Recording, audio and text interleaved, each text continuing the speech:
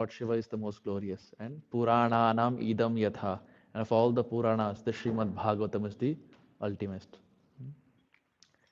Anyway, so our discussions have been primarily centered around the Sri Chaitanya Charitamrita. But before we get started, this is a very beautiful bhajan. Um, I hope everyone can see. If not, you can go to Google and you can type in Parama Karuna Bahudui Jana. Very popular song, very dear to Srila Prabhupada. Actually, when the Atlanta temple was opening, Georgia, Atlanta, 1975, 4, yeah, I think 1975. So when the temple was opening, Prabhupada did the first Abhishek. And there's a video also for that. Prabhupada and Vishnujan Maharaj and Tamal Krishna Maharaj, they're doing the first Abhishek.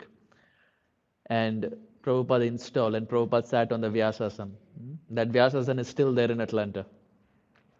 Prabhupada sat with Srila Bhakti Siddhanta Saraswati Thakur's photo as the background. Saraswati Thakur is standing with a danda, and Srila Prabhupada started. And Prabhupada started his class, which ended up becoming a very historic class. Prabhupada started the class with this song of Parama Karuna Pahudui Jana Nitaya Gaura Chandra. And the reason it was special is for the fact that when Prabhupada started singing the song, Prabhupada sang the first line, Parama Karuna Pahudui Jana Nitaya Gaura Chandra.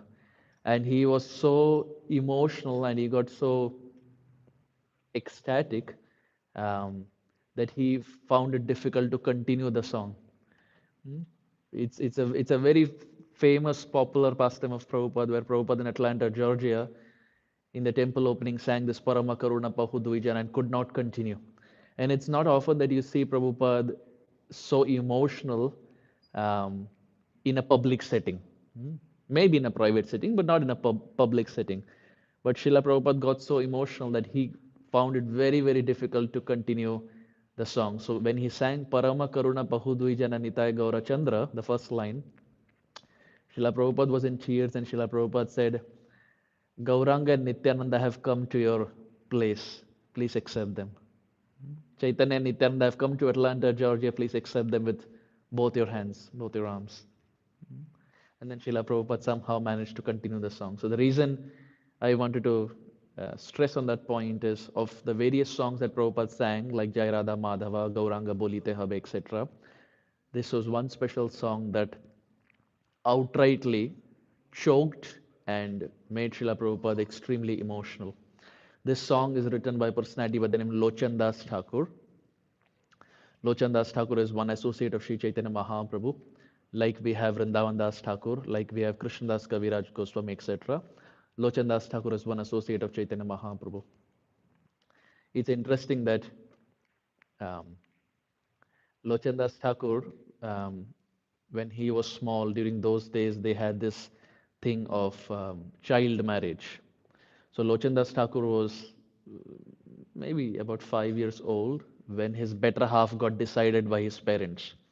And during those days, it was such that your better half gets decided, but till the time you don't hit puberty, you don't start living together.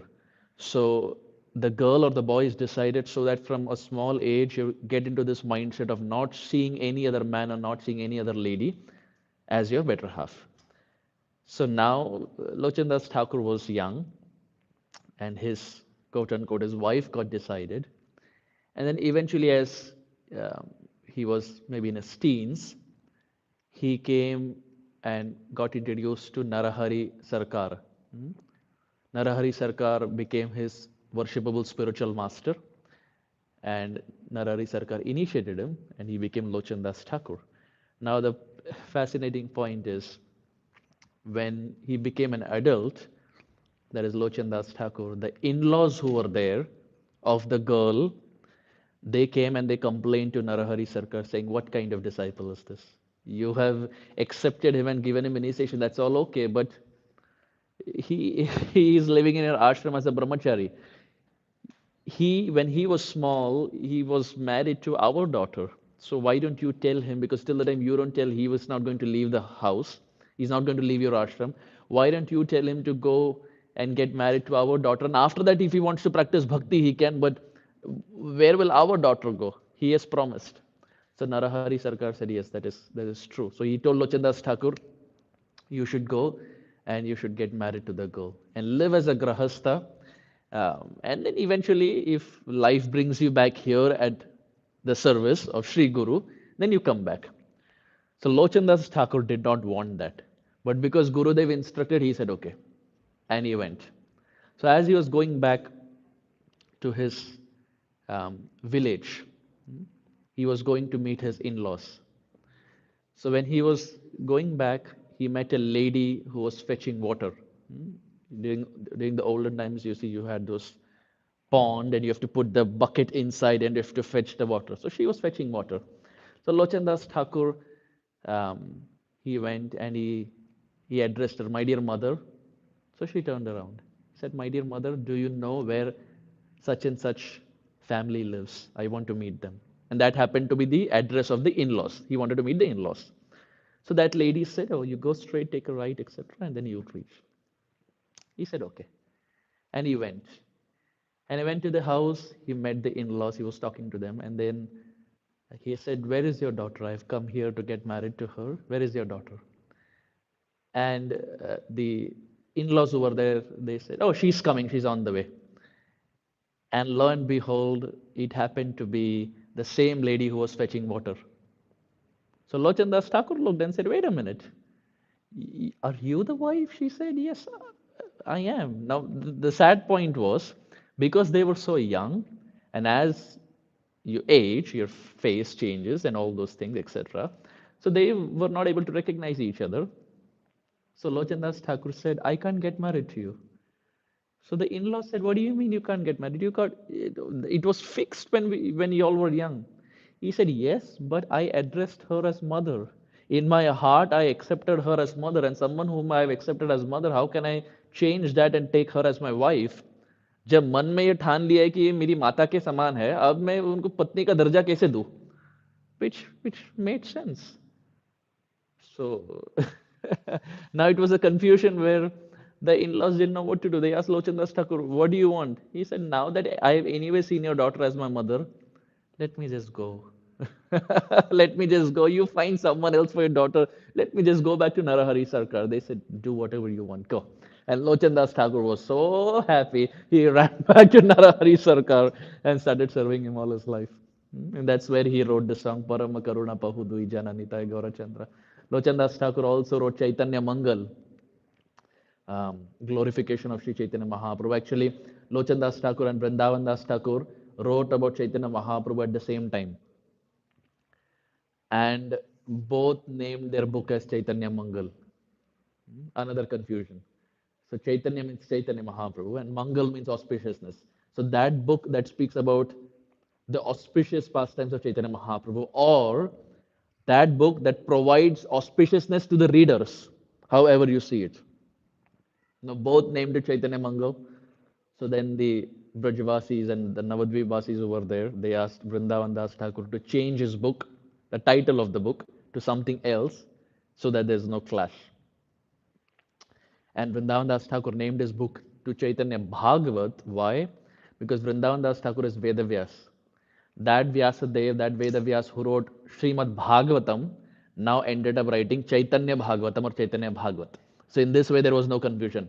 Lochandas Thakur also happy, Vrindavan Das Thakur also happy. Chaitanya Mangal happy, Chaitanya Bhagavat happy. So let's sing this song.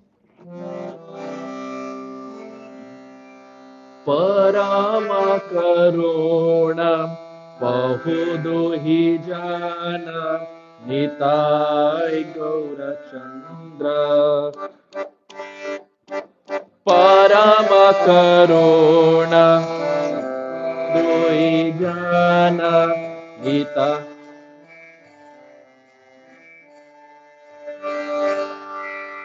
Parama Karuna Pahuduhi Jana Nitai Gaurachandra Parama Karuna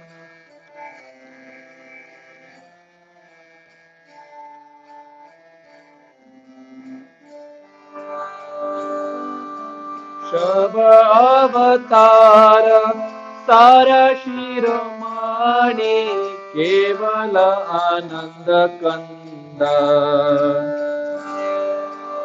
सब अवतार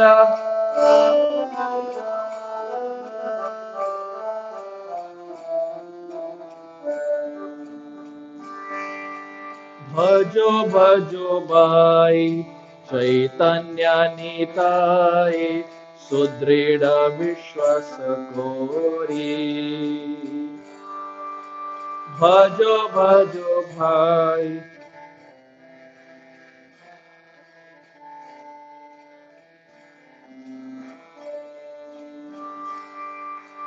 भजो भजो भाई चैतन्य निताय सुदृढ़ विश्वास कोरी भजो भजो भाई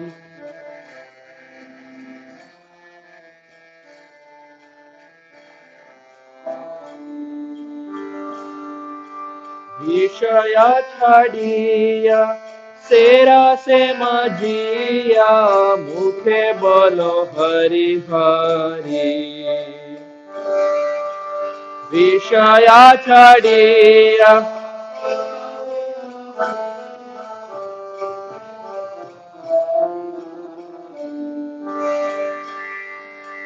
विषया छड़िया सेरा से मजिया मुखे बोलो हरि हरि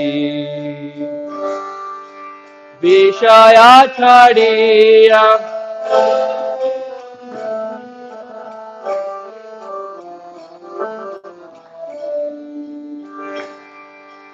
देखो रे भाई त्रिभुवने नाय ए मनो दयाल दाता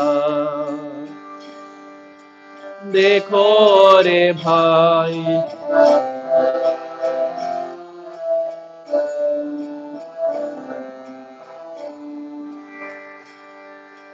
देखो रे भाई त्रिभुवने नाय ए मनो दयाल दाता देखो रे भाई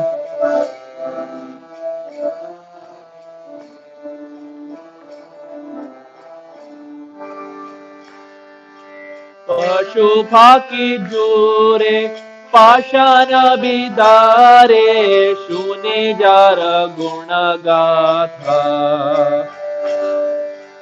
पशु पाखी जोरे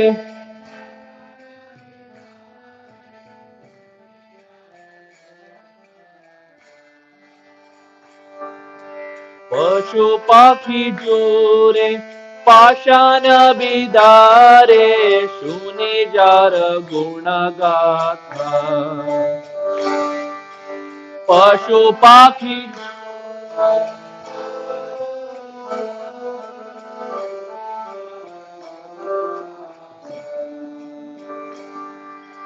संसारे मजिया रोहिले पड़िया से पदिन नहीं आशा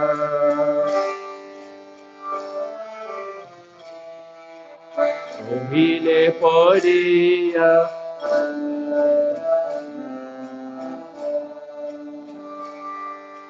अपना करम भुंजाए समान कहो लोचन दास अपना करम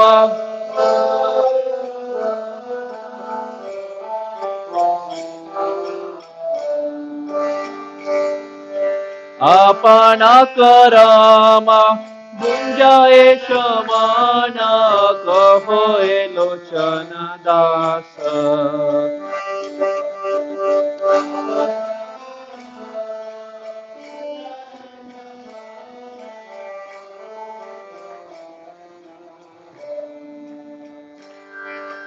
परम करुणा बहुदोहि जाना निताय गौरचंद्र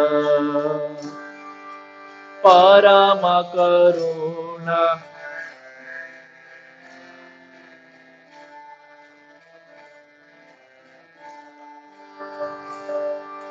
परम करुणा पहु दोहि जाना निताय गौरचंद्र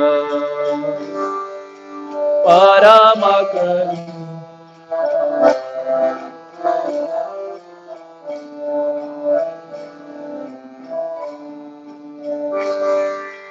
सब अवतार सार शिरमणि केवलानंद कंद सब अवतार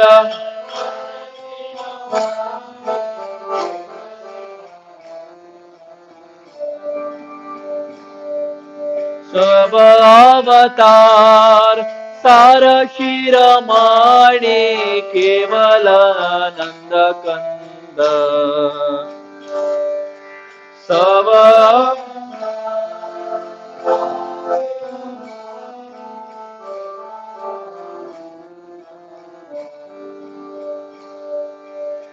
Hare Krishna, Hare Krishna, Krishna Krishna, Hare Hare, Hare Rama, Hare Rama, Rama Rama, Hare Hare, Hare Krishna.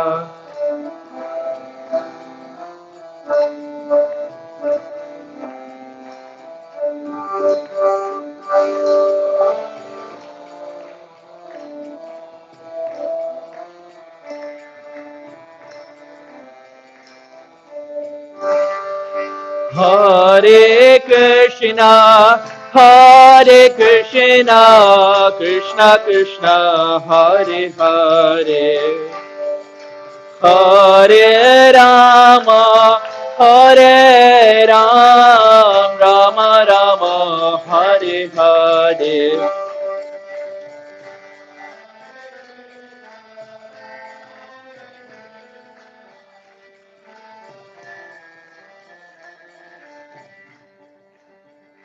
Hare Rama,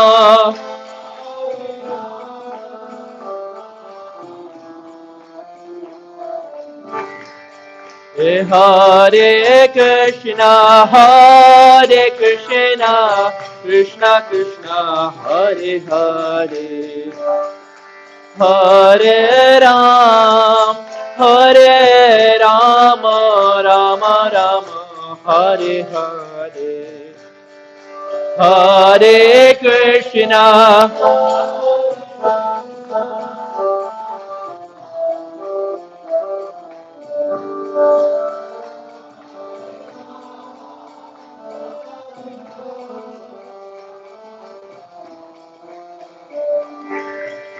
Hare Krishna, Hare Krishna, Krishna Krishna, Hare Hare, Hare Rama, Hare Ram, Rama Ram, Hare Hare.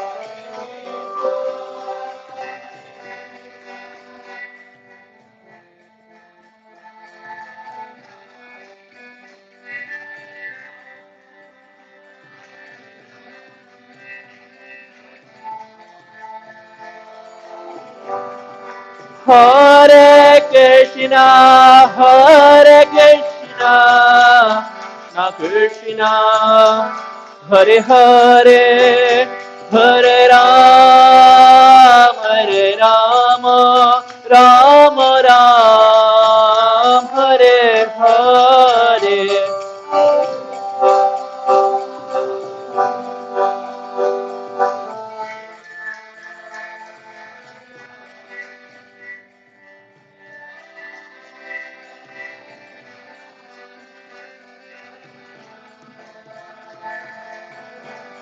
Hare Krishna, Hare Krishna, Krishna Krishna, Hare Hare, Hare Ram, Hare Rama, Rama Ram, Hare Hare.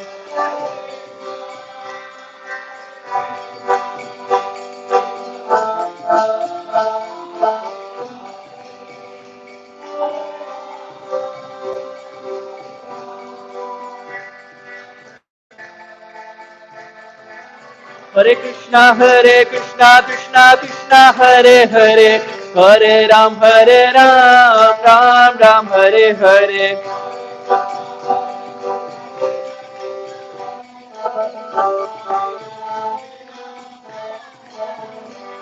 Hare Krishna, Krishna Krishna, Hare Hare, Hare Ram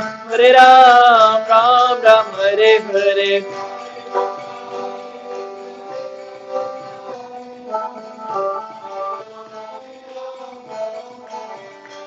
Hare Krishna, Krishna Krishna, Hare Hare, Hare Ram, Ram, Hare Hare.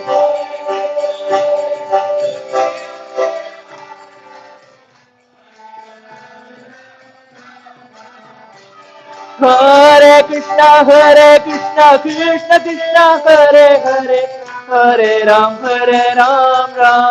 Ram, Hare Hare.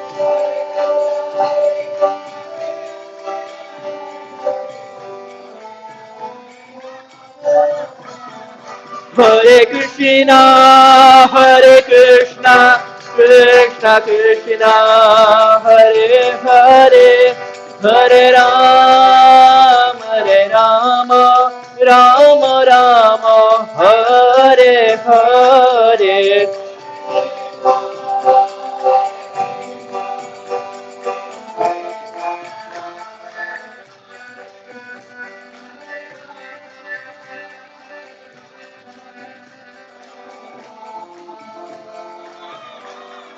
Hare Krishna,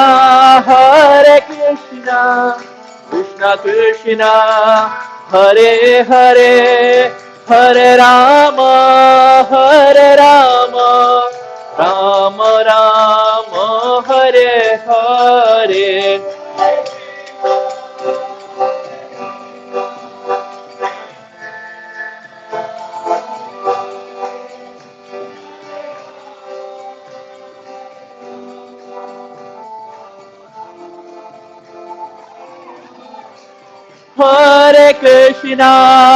Hare Krishna, Krishna Krishna, Hare Hare, Hare Rama, Rama Ram, Hare Hare.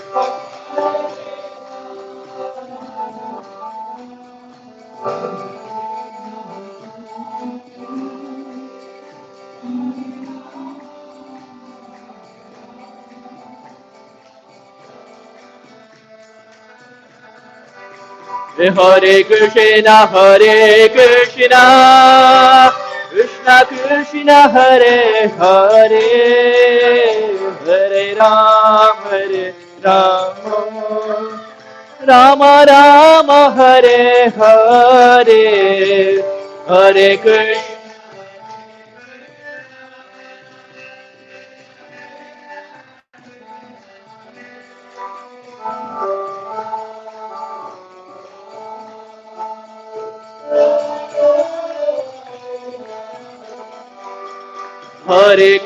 Hare Krishna, Krishna Krishna, Hare Hare, Hare Rama, Rama Rama, Hare Hare, Hare. Everybody, please sing louder. Hare Rama.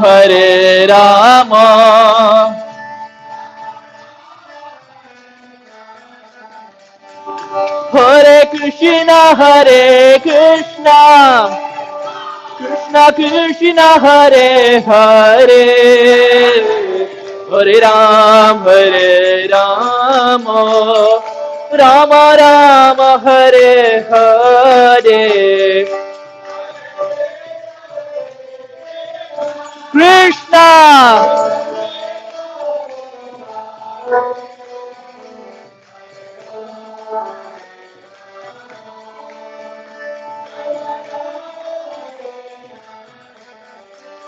Oh Hare Krishna,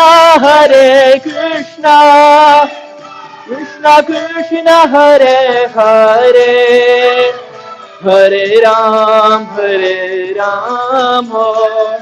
Rama Rama Hare Hare.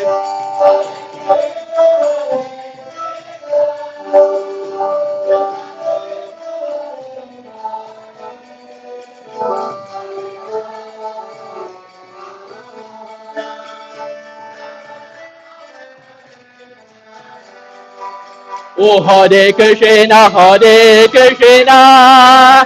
Krishna Krishna Hare Hare, Hare Ram, Rama Rama Hare Hare. Everyone, Hare.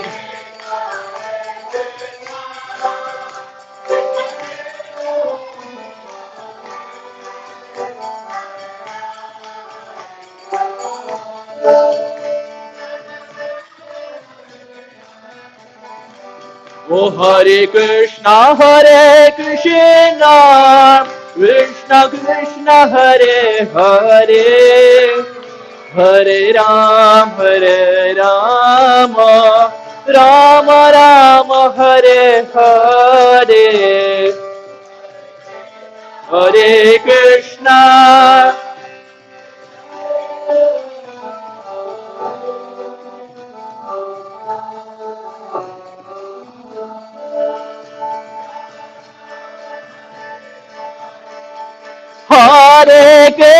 Hare Krishna, Krishna Krishna Hare Hare, Hare Rama, Rama Rama Hare Hare, Hare Krishna Krishna Hare Hare, Hare Ram.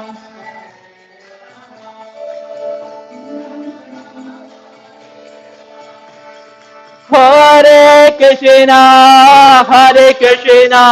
Krishna Krishna, Hare Hare, Hare Rama, Rama Rama, Hare Hare.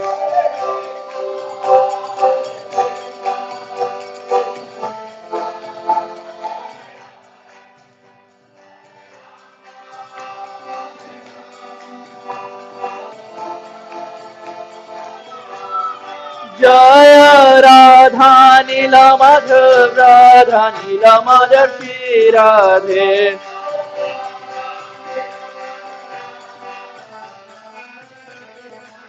Jaya Radha Nila Madhav Radha Nila Madhav Shri Radhe.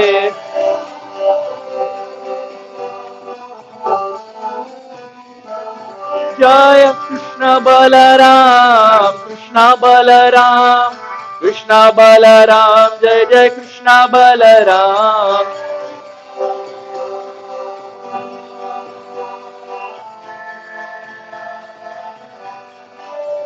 Jaya Radhe Shyam, Radhe Shyam, Jaya Radhe Shyam.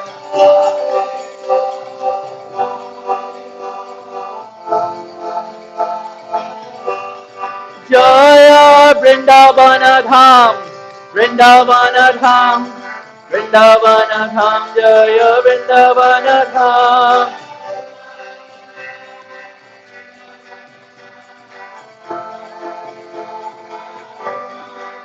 Jaya Navadvipadham,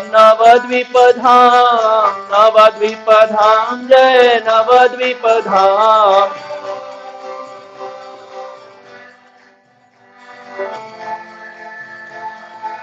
Jaya Jaya Prabhupada,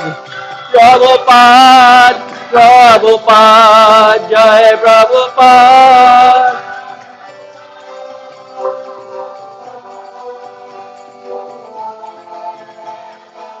Jaya Jaya Gurudev,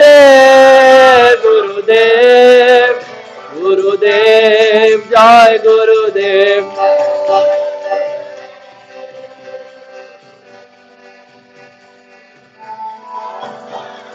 Nitai Gaura Hari Bol, Hari Bol, Hari Bol, Gaur Hari Bol.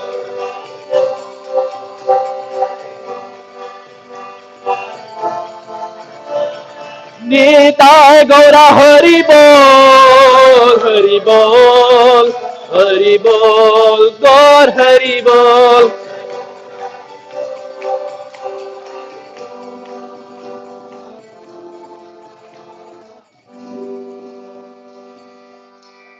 Jai Nitai Gaura Premanande, Jai Nitai Gaura Premanande, Jai Nitai Gaura Premanande, Shri Shri Radha Nila Madhava ki, Shri Shri Krishna Balaram ki, Shachinandan Gauranga Mahaprabhu ki, Shri Nityananda Ram ki, Shri Vrindavan Dham ki, Shri Navadvip Mayapur Dham ki, Srila Prabhupada ki, Srila Gurudeva ki. Everyone from your heart, Nitai Gaura Premanande. Jai Jai Nitai Gaura Premanande. Jai Jai Nitai Gaura Premanande. Hari Hari Bo. Samaveda Gaura Bhakta Vrinda ki.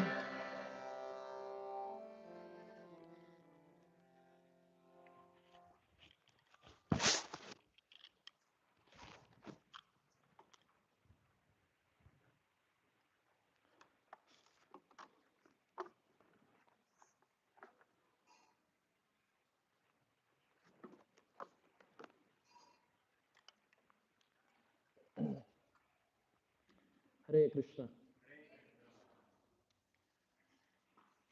Thank you all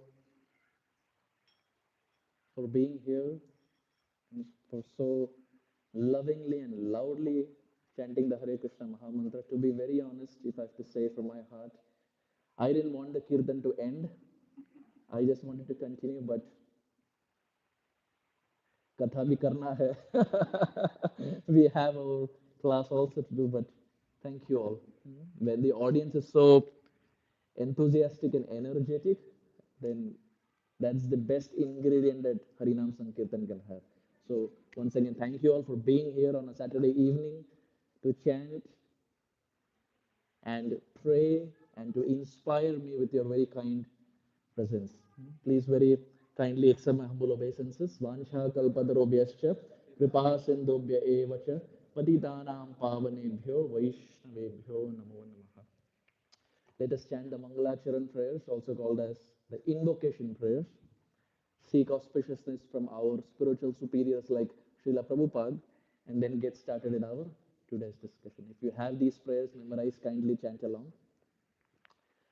ॐ अज्ञानतिमिरान्धस्य ज्ञानञ्जनशलाखया चक्षुरुन्मिलितं येन तस्मै श्रीगुरवे नमः श्रीचैतन्यमनोभीष्टं स्थापितं येन भूतले स्वयं रूप कदा मह्यं ददाति स्वपदान्तिकम् वन्देऽहं श्रीगुरो श्रीयुतापदकमलं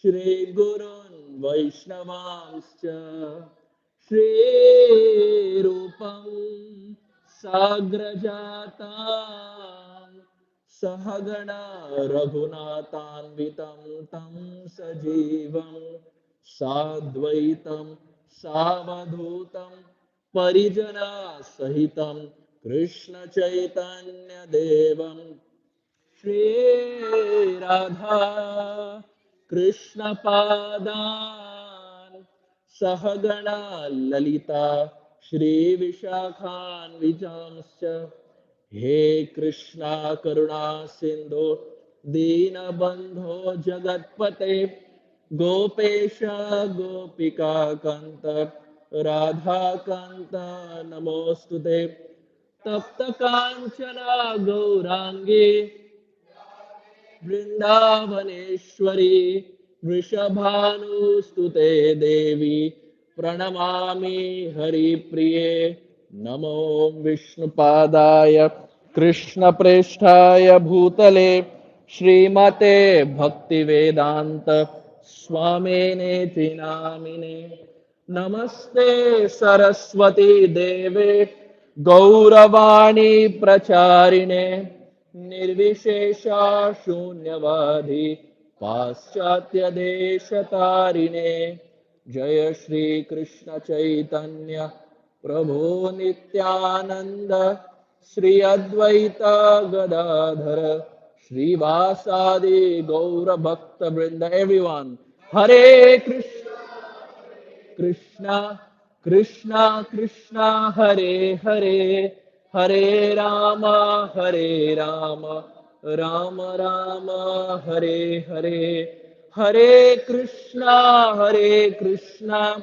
कृष्णा कृष्णा हरे हरे हरे राम राम राम हरे हरे हरे कृष्णा कृष्णा कृष्णा हरे हरे हरे राम हरे हरे गुरवे गौरचन्द्राय राधिकायै ददालये कृष्णाय कृष्णभक्ताय तद्भक्ताय नमो नमः आनन्दलीलामय विग्रहाय हेमावदिव्यछविसुन्दराय तस्मै महाप्रेमरसप्रदाय चैतन्यचन्द्राय नमो नमस्ते चैतन्यचन्द्राय नमो नमस्ते चैतन्यचन्द्राय नमो नमस्ते श्री चैतन्य महाप्रभु की श्री नित्यानंद राम की श्री चैतन्य चरितामृत की the author Krishnadas Kaviraj Goswami ki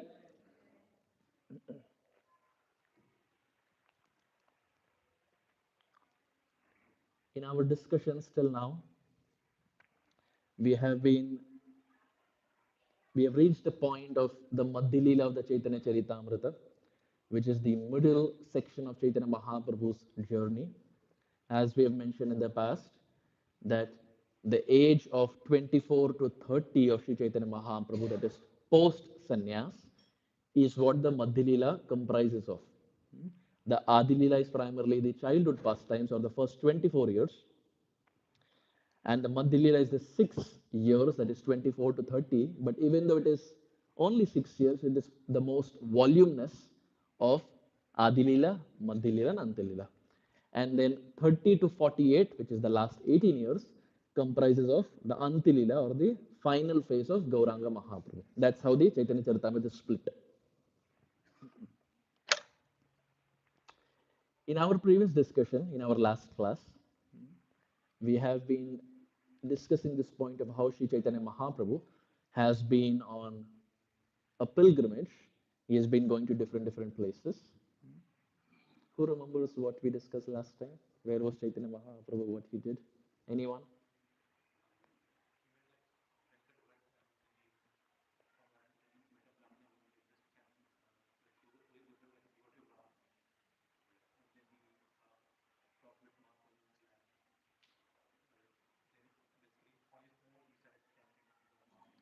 Correct. Correct. We spoke about that devotee who was a devotee of Sri Ram, and after seeing Chaitanya Mahaprabhu, who was so absorbed in chanting the Hare Krishna Mahamantra, Jaisa Sang Vaisa Rang, so seeing Chaitanya Mahaprabhu, naturally he also started chanting the Hare Krishna Mahamantra. Yes, that was one. What else? Yes,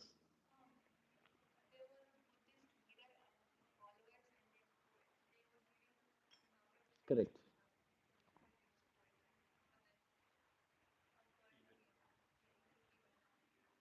Wonderful. Remember we spoke about the custom of the Buddhist and they meeting Sri Chaitanya Mahaprabhu and they trying to offer contaminated food which they called Mahaprasad.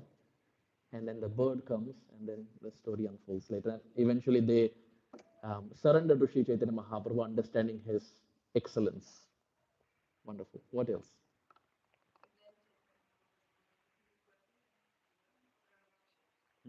Sri Chaitanya Mahaprabhu went to Tirupati.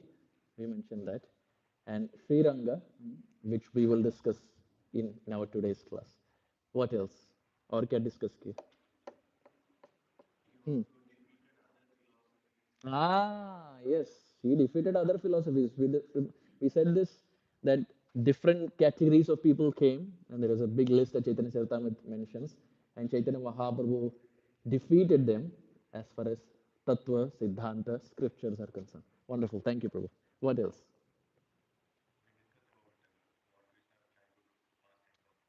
Huh? We discussed about the sweet stealing, the butter pastimes of Sri Krishna, Braje Prasiddham Navanita Chauram, which we are going to sing in another 2 months because Purushottam Mass is this year in May. Yes, we discussed Krishna's, baby Krishna's माखन चुराने के जो लीला है ब्रज मंडल में उस पर चर्चा की. It's just a personal preference. I don't know how many agree to this, especially the Braj Leela. The sweetness that you have in Hindi when you hear it, English में उतना मजा नहीं है. I don't know how many agree to it. Oh, a lot. Okay.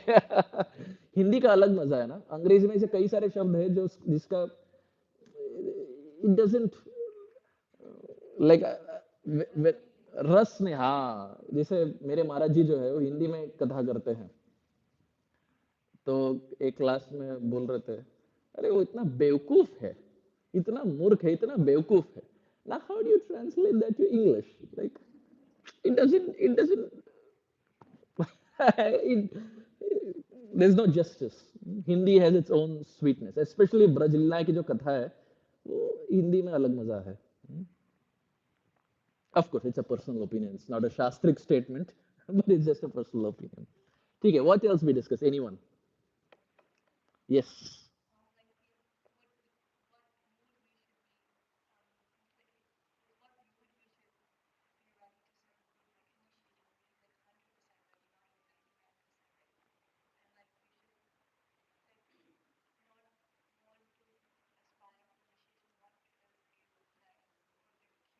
Hmm.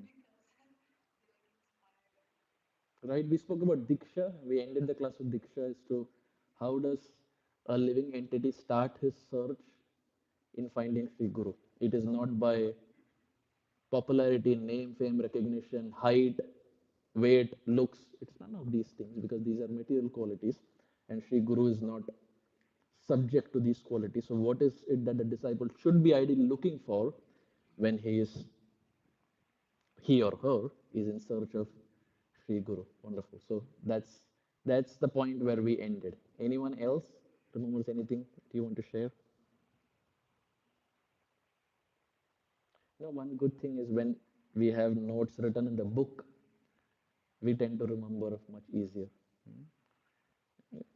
That's why they say in Hindi में बोलते हैं इसीलिए कलयुग में मस्तक में नहीं पुस्तक में याद रखना चाहिए, क्योंकि मस्तक में हम भूल जाते हैं, लेकिन यदि पुस्तक में हो तो शनिवार शनिवार क्यों ना हो, एक हफ्ता भी हो जाए याद होगा क्योंकि पुस्तक में लिखा है. लेकिन मस्तक में बाहर जाएंगे, यहां से बाहर जाएंगे, सब उड़ गया. कौन चैतन्य महाप्रभु, कौन नित्यानंद प्रभु, अगले शनिवार देख लेंगे. But if it's there in the book, it's easier to remember, and the concentration is normally much better when you're making notes, because in the earlier times they were all Shrutidhar. When Parikshit Maharaj was hearing Shukadev Goswami, etc., they were so Shrutidhar in the sense they could hear it once and they would always remember. When Parikshit Maharaj heard it, he didn't have notes in front of him, but he remembered. How do we know he remembered? Because he ends up narrating the same thing, whatever he heard, in a condensed way to his mother Uttara, which forms the book called as Brahad Bhagavatamrita of Sanatan Goswami. The Brahad Bhagavatamrita that Sanatan Goswami is written is nothing but whatever Parikshit Maharaj heard from Shukadev Goswami before the Takshak bird came and killed him. In that time, Uttara, the mother, she came to Parikshit and she said that I didn't hear what Shukadev Goswami spoke, but you heard. Can you, in essence, tell me whatever he spoke.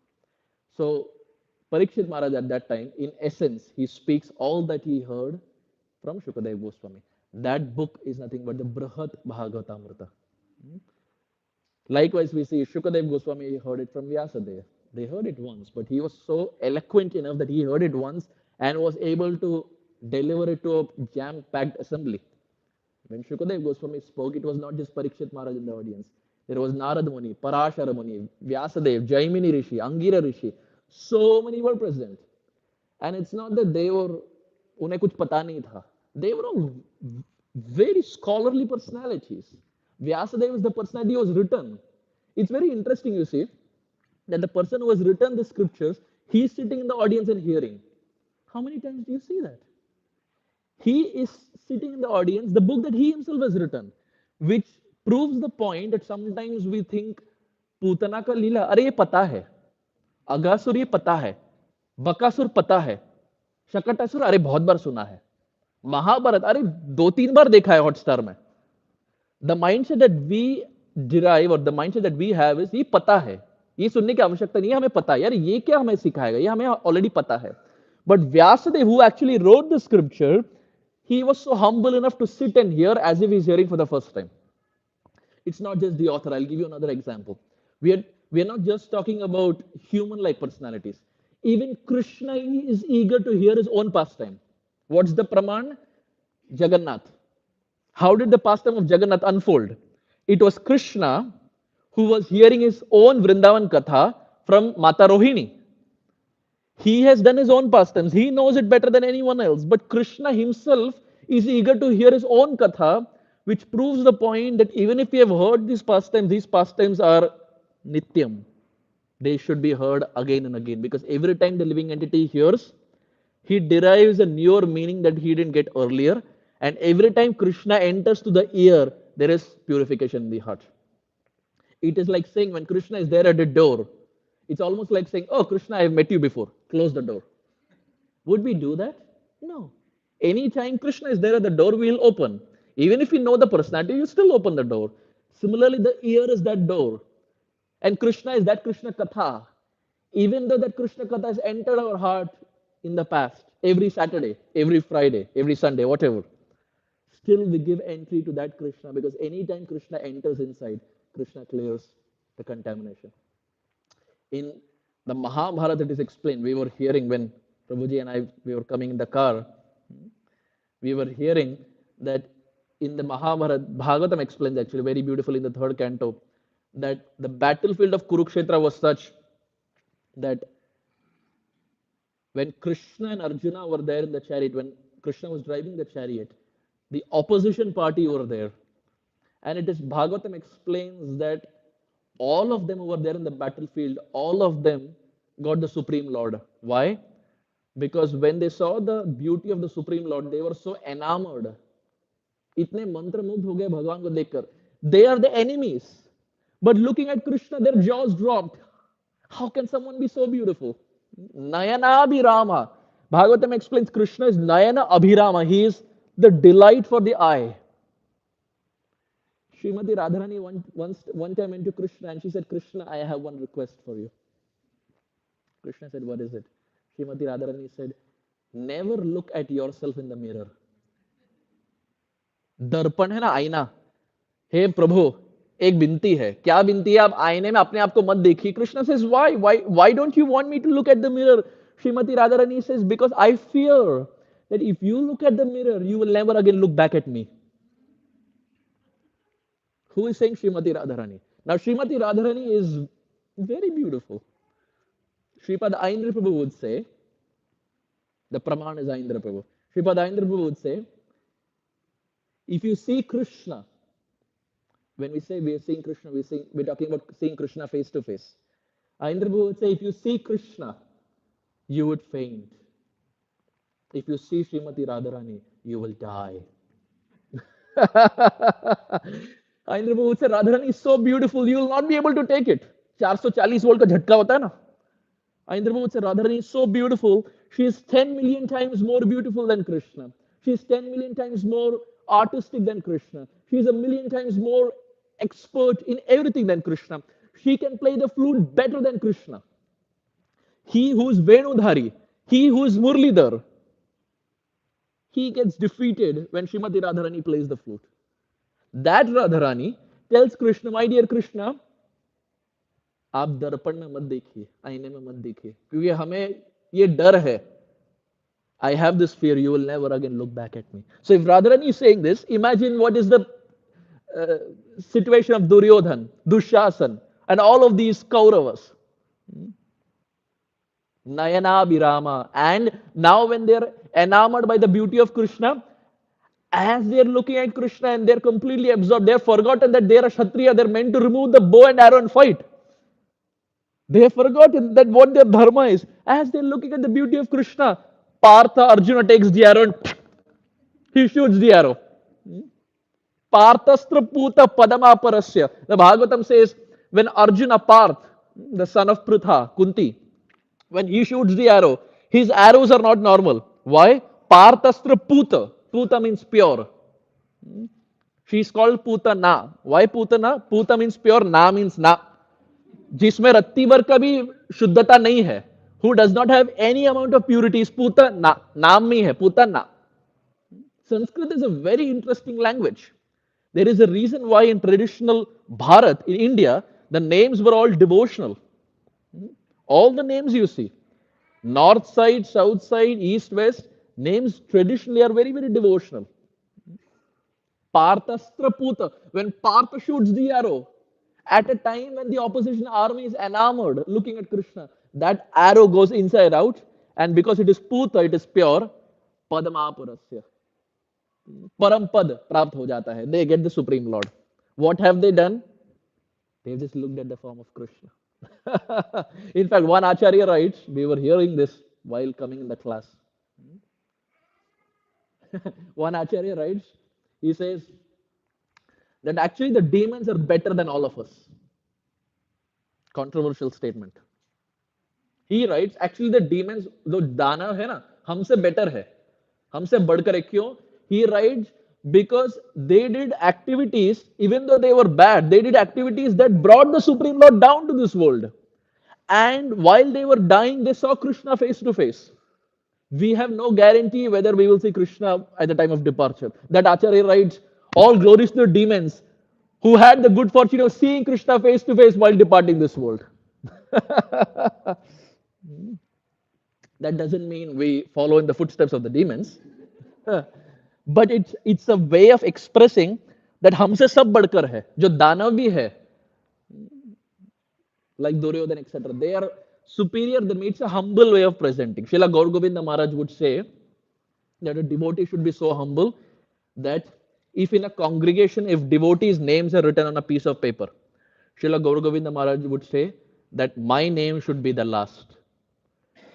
मान लीजिए यदि बौथल या Linwood में जितने भी भक्त है सबका नाम एक पर्ची में लिखना है, एक पन्ना में लिखना है, then that devotee should be so humble that he should write his name always at the last, because the mood is everyone is better than me.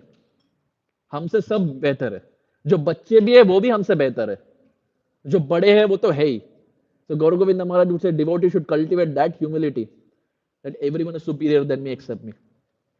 And to explain this point, Srila Gaur Govinda Maharaj writes a whole book. He writes a whole book called as Trinadapi Sunichena. Book का नाम ये Trinadapi Sunichena. And the whole book he just talks this one phrase, or let's say the one verse. Trinadapi Sunichena, Tarorapi Sahishnuna, Amanina Manadena, Kirtaniya Sadahari. He writes a whole book for this. And he gives so many siddhanta, so many pastimes to explain this fundamental principle of being humbler than the blade of grass. Srila Bhakti Siddhanta Saraswati Thakur would say, for the Gaudiya Vaishnavas, we are not behind a gold necklace. We are not behind a silver necklace. Srila Gaur Govinda Maharaj would say, our necklace is the necklace called Trinadapi Sunichena. This verse is our necklace. Srila Saraswati Thakur would say. So Sri Chaitanya Mahaprabhu was that embodiment of humility. He was that embodiment of Trinadapi Sunichena. And now, as he's going on this pilgrimage, Kaviraj Goswami writes His pilgrimage was not just a pilgrimage, it was a reformation. It was a pilgrimage meant for reformation. उद्धार करने के लिए भगवान जा रहे थे. उनको उससे कोई फायदा नहीं था. वो तो प्रभु है, वो तो भगवान है. He knew that people will not come to him, so he decided to go from one place to another place to another place. Then meets Ramananda Rai in south, on the banks of Godavari, and then goes to different places like Tirupati, etc., and has these different exchanges. Finally, Sri Chaitanya Mahaprabhu comes to a place called as Sri Rangam. Has anyone been to Sri Rangam? Three devotees. Four, okay. Very wonderful place. It is the heartbeat, let's say, of the Sri Vaishnavas. There, the worshipable personality is Sri Ranganatha Swami in a sleeping pose. And at the same time, we have, if you go to the main temple, it's a very ancient and a very big temple. And the fascinating point is probably this is never seen in any temple around the world. They have Sri Ramanujacharya there. And it's not a murti of Ramanujacharya. It's the body of Ramanujacharya which is still worshipped. If you have gone to Srirangam, you know what I'm talking about. Ramanujacharya departed thousands of years ago, almost 1,000 years ago. But they've kept the body such, it's still preserved, it's still worshipped. And you can go and see. Anyone who's going to Srirangam can see, 1,000 साल हो गया रामानुजाचार्य का देहांत होके, निधन होके. आज भी यदि मंदिर में जाए, it's not samadhi, it's not a murti. His life body is maintained such that it's still worshipped. So Ramanujacharya is the most worshipable personality in the Sri Sampradaya, in the Sri Vaishnavas. And Sri Chaitanya Mahaprabhu decided to go to Sri Rangam. And as Chaitanya Mahaprabhu went there, Mahaprabhu was jumping and dancing and chanting the Hare Krishna Mahamantra like the way he did anywhere else. And for the Sri Vaishnavas, it was a little culture shock. Why? Because if you go to the south of India, devotees don't jump and dance and sing loudly. The tradition that is seen in south is you sit at one place, you close your eyes, you meditate. That's the form of worship that they have. You come to Bengal, you come to Gaudiya tradition, it's the complete opposite. Especially if you come to our Sunday feast, it's a competition. Who will jump? Sabse upar. Right? It's a little funny that when someone new walks into our temple for the first time, in some Amish temple or any temple for that matter, when someone new who has not been to an ISKCON temple comes and sees devotees dancing, it's a little culture shock. Like, chal kya raha hai? No? Everyone is jumping, dancing. Devotees form groups, right? Mataji's on one side, Prabhuji's on one side, and it's a different happiness. And interestingly, the person who walks in first time is little shy to dance. But our devotees are so enthusiastic that they will pull him to the kirtan party. Whether he wants or not is secondary. They will nicely pull him. And in no time, that devotee will forget his shyness. Then he will also start dancing. Then next Sunday, he will pull someone. And that parampara continues. So first time we would have seen, at least I have experienced the first time I saw devotees dancing and jumping, and it was a little different. But then you get used to it and you accept that that is Chaitanya Mahaprabhu's way of expressing his heart. In this world also we see people sing and people dance. And these are probably the two most prominent professions that are there. But when that is dovetailed to the Supreme Lord, that same pravritti, when it's dovetailed to the Supreme Lord, it results in perfection. So Chaitanya Mahaprabhu was dancing in Sri Rangam. And while he was dancing, a personality came to him by the name Venkata Bhatt. Now, Venkata Bhatt was a very respected personality of Sri Rangam. So when Venkata Bhatt came to Chaitanya Mahaprabhu, he said, "My dear Lord, I have one small request. And that request is, why don't you come to my home to honor Prasad?" Chaitanya Mahaprabhu agreed. And Venkata Bhatt also said, "My dear Lord, why don't you stay in my house? Because it's anyway Chaturmas. Chaturmas is the 4 months, primarily during the rainy season time. So it will be June, July, August, September. No, in India, that's the time of the rainy season, monsoon. That's called as the Chaturmas. So normally sannyasis don't travel during Chaturmas. They prefer to be at one place and they will do bhajan. So Venkata Bhatt, he told Chaitanya Mahaprabhu that it's anyway time of Chaturmas. Why don't you stay at my home? And after Chaturmas is done, then you can go. Chaitanya Mahaprabhu said, okay. And Chaitanya Mahaprabhu started staying at the house of Venkata Bhatt. Every single day they would have conversations. Venkata Bhatt and Chaitanya Mahaprabhu every single day. How wonderful, right? That Supreme Lord Bhagavan himself is staying at your home. You have just asked one time, and the Supreme Lord, Lord of all lords, creator of all creators, origin of all origins, the source of all sources, he has voluntarily walked to South India to now come and stay at your home. For 4 months, he stayed at the house of Venkata Bhatt. They were three brothers, Venkata Bhatt, Tirumala Bhatt, and Prabuddha Bhatt. Venkata Bhatt, Tirumala Bhatt, and Prabuddha Bhatt. Prabuddha Bhatt becomes Srila Prabodhananda Saraswati. Who is Srila Prabodhananda Saraswati? Prabodhananda Saraswati is Tunga Vidya Sakhi in the spiritual world.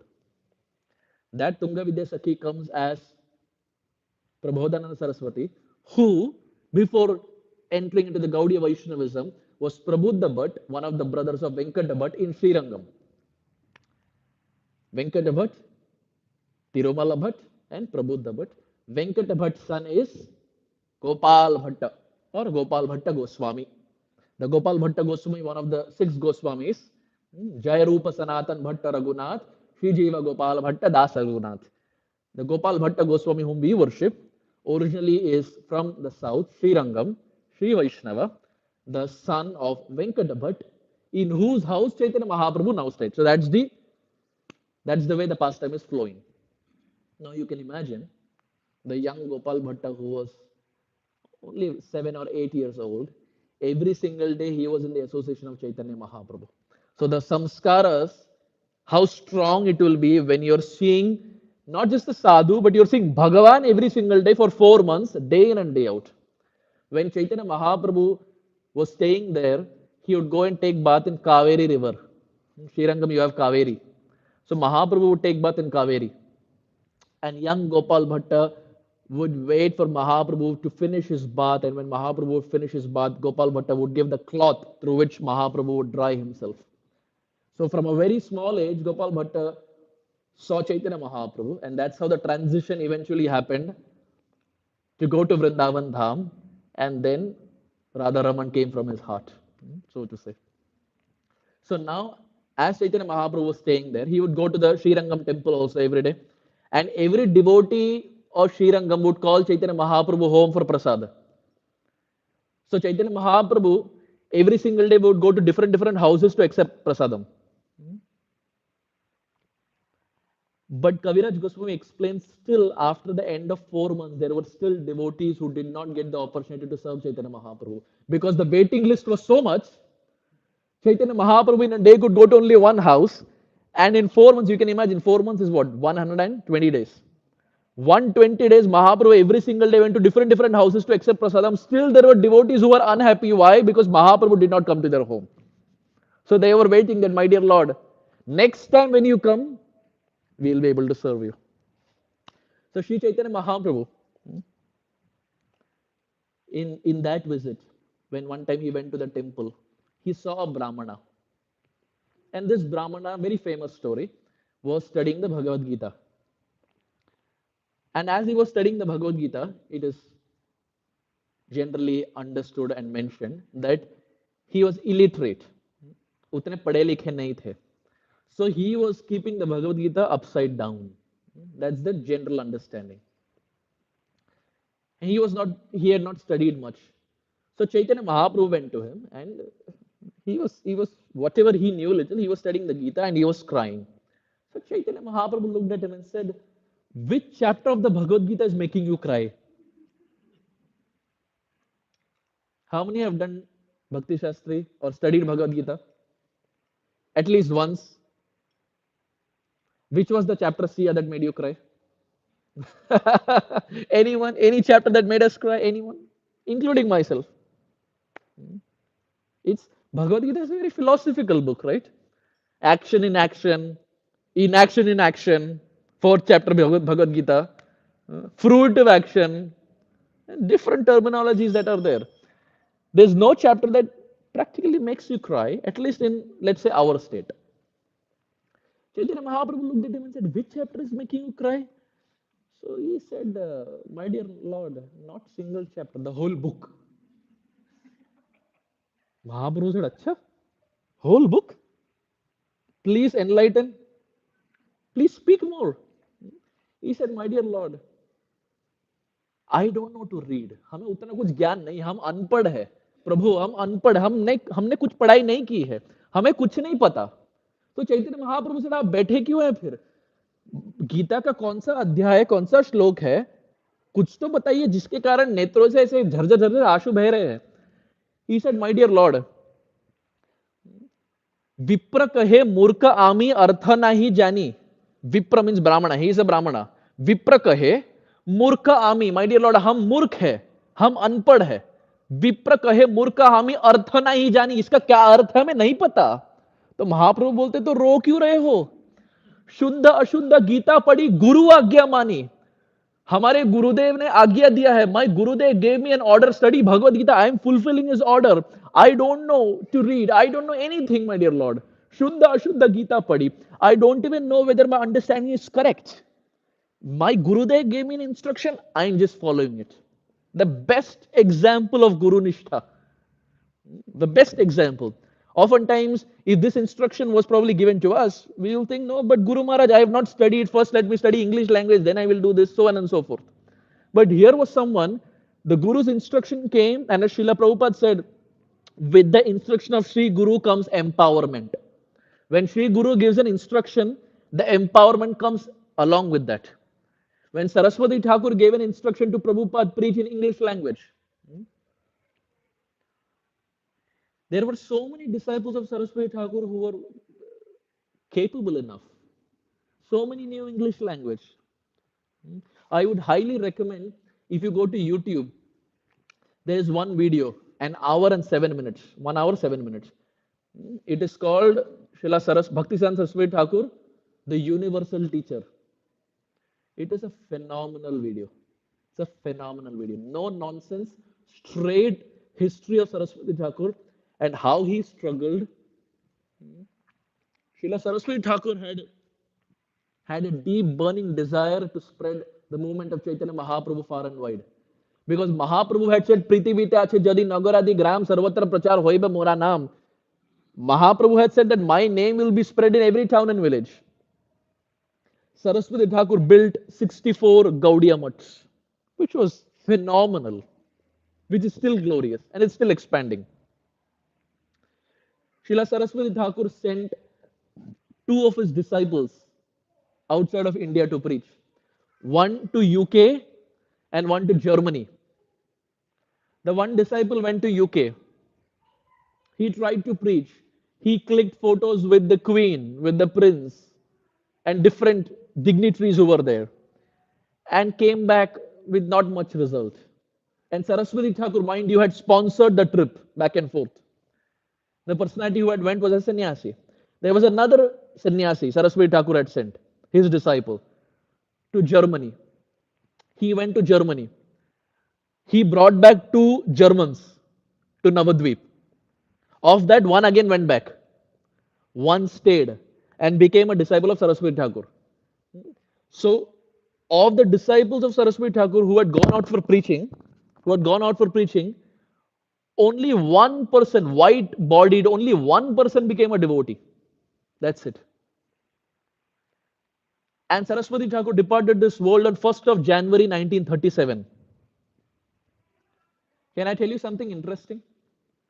When Srila Bhaktisan Saraswati Thakur left this world, it was in Bagh Bazar Gaudiya Math, Calcutta, which was like the most opulent Gaudiya Math during those days.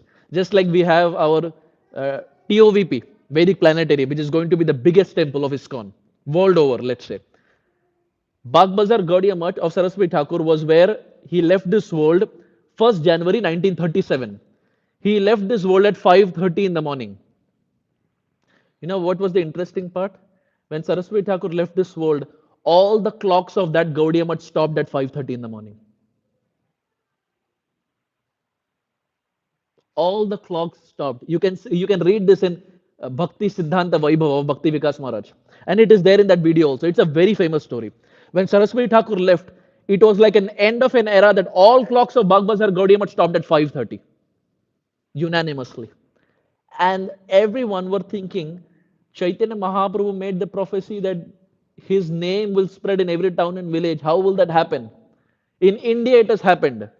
So some were speculating. Maybe Mahaprabhu meant every town and village of India.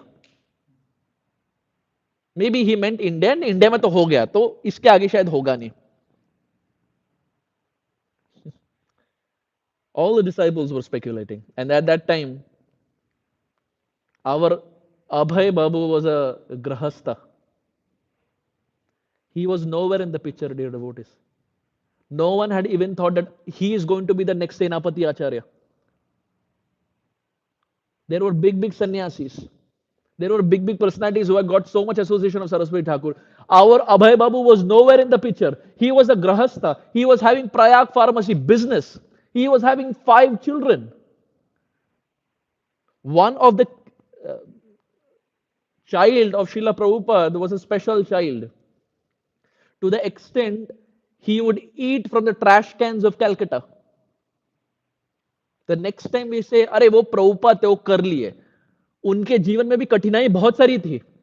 His son would eat from the trash cans of Calcutta. He had a wife who was not supporting. None of his children took up bhakti, even though he's Srila Prabhupada. His business collapsed. Twice he started a Prayag pharmacy, twice it collapsed. And here he was nowhere in the picture. 1922, he met Saraswati Thakur for the first time at Ulta Danga. Now ISKCON has purchased that property also. The next time we go to Calcutta, Ulta Danga was the place where our Abhay Babu, Srila Prabhupada, met Saraswati Thakur for the first time, and Saraswati Thakur gave him the famous instruction, you're a learned man, you're educated, why didn't you speak in English language? It wasn't an instruction that was not given to the other disciples. They were even sent. The resources were given to them. 1933, Prabhupada got Harinam. 1937, his Guru Maharaj has departed. What is the association? Sometimes we say that, oh, I don't get the association of my Guru Maharaj, the physical association of my Guru Maharaj. Look at Srila Prabhupada. Where did he get the association? No one had probably even imagined that this Grahastha, who had a failed business, is going to become the next Senapati Acharya. No one. Imagine someone from our congregation, whom we meet every single day, ends up becoming the next Senapati Acharya, where they go around the world and preach and build temples. Wouldn't it be a shock for us? अरे ये तो हमारे साथ बैठे थे. He is the Senapati. My goodness. We will be shocked. It was a shocker for everyone. Abhay Babu? Why? Because he had that conviction in that one statement of Saraswati Thakur. If my Gurudev has given an instruction, the empowerment will come with that instruction. He struggled a lot. He struggled a lot. Prabhupada, when he started the Back to Godhead magazine, Srila Prabhupada would write, he would print, and he would go door to door to distribute that Back to Godhead magazine. No one ever did that. He went door to door and he would beg and plead to them that why don't you purchase? And some would accept, some would just slam the door back at him. He went to 1959, he accepted sannyas. He went to Sumati Morarji, who was the owner of the steam company, the cargo ship. And he went to her and said, I want to go to America. Sumati Morarji, if you go to YouTube, that video is also there. Sumati Morarji says, I looked at him and said, old man, you will die. Old man, you will die. What are you talking about? You are 69 years old. You're saying you want to go to America in a cargo ship?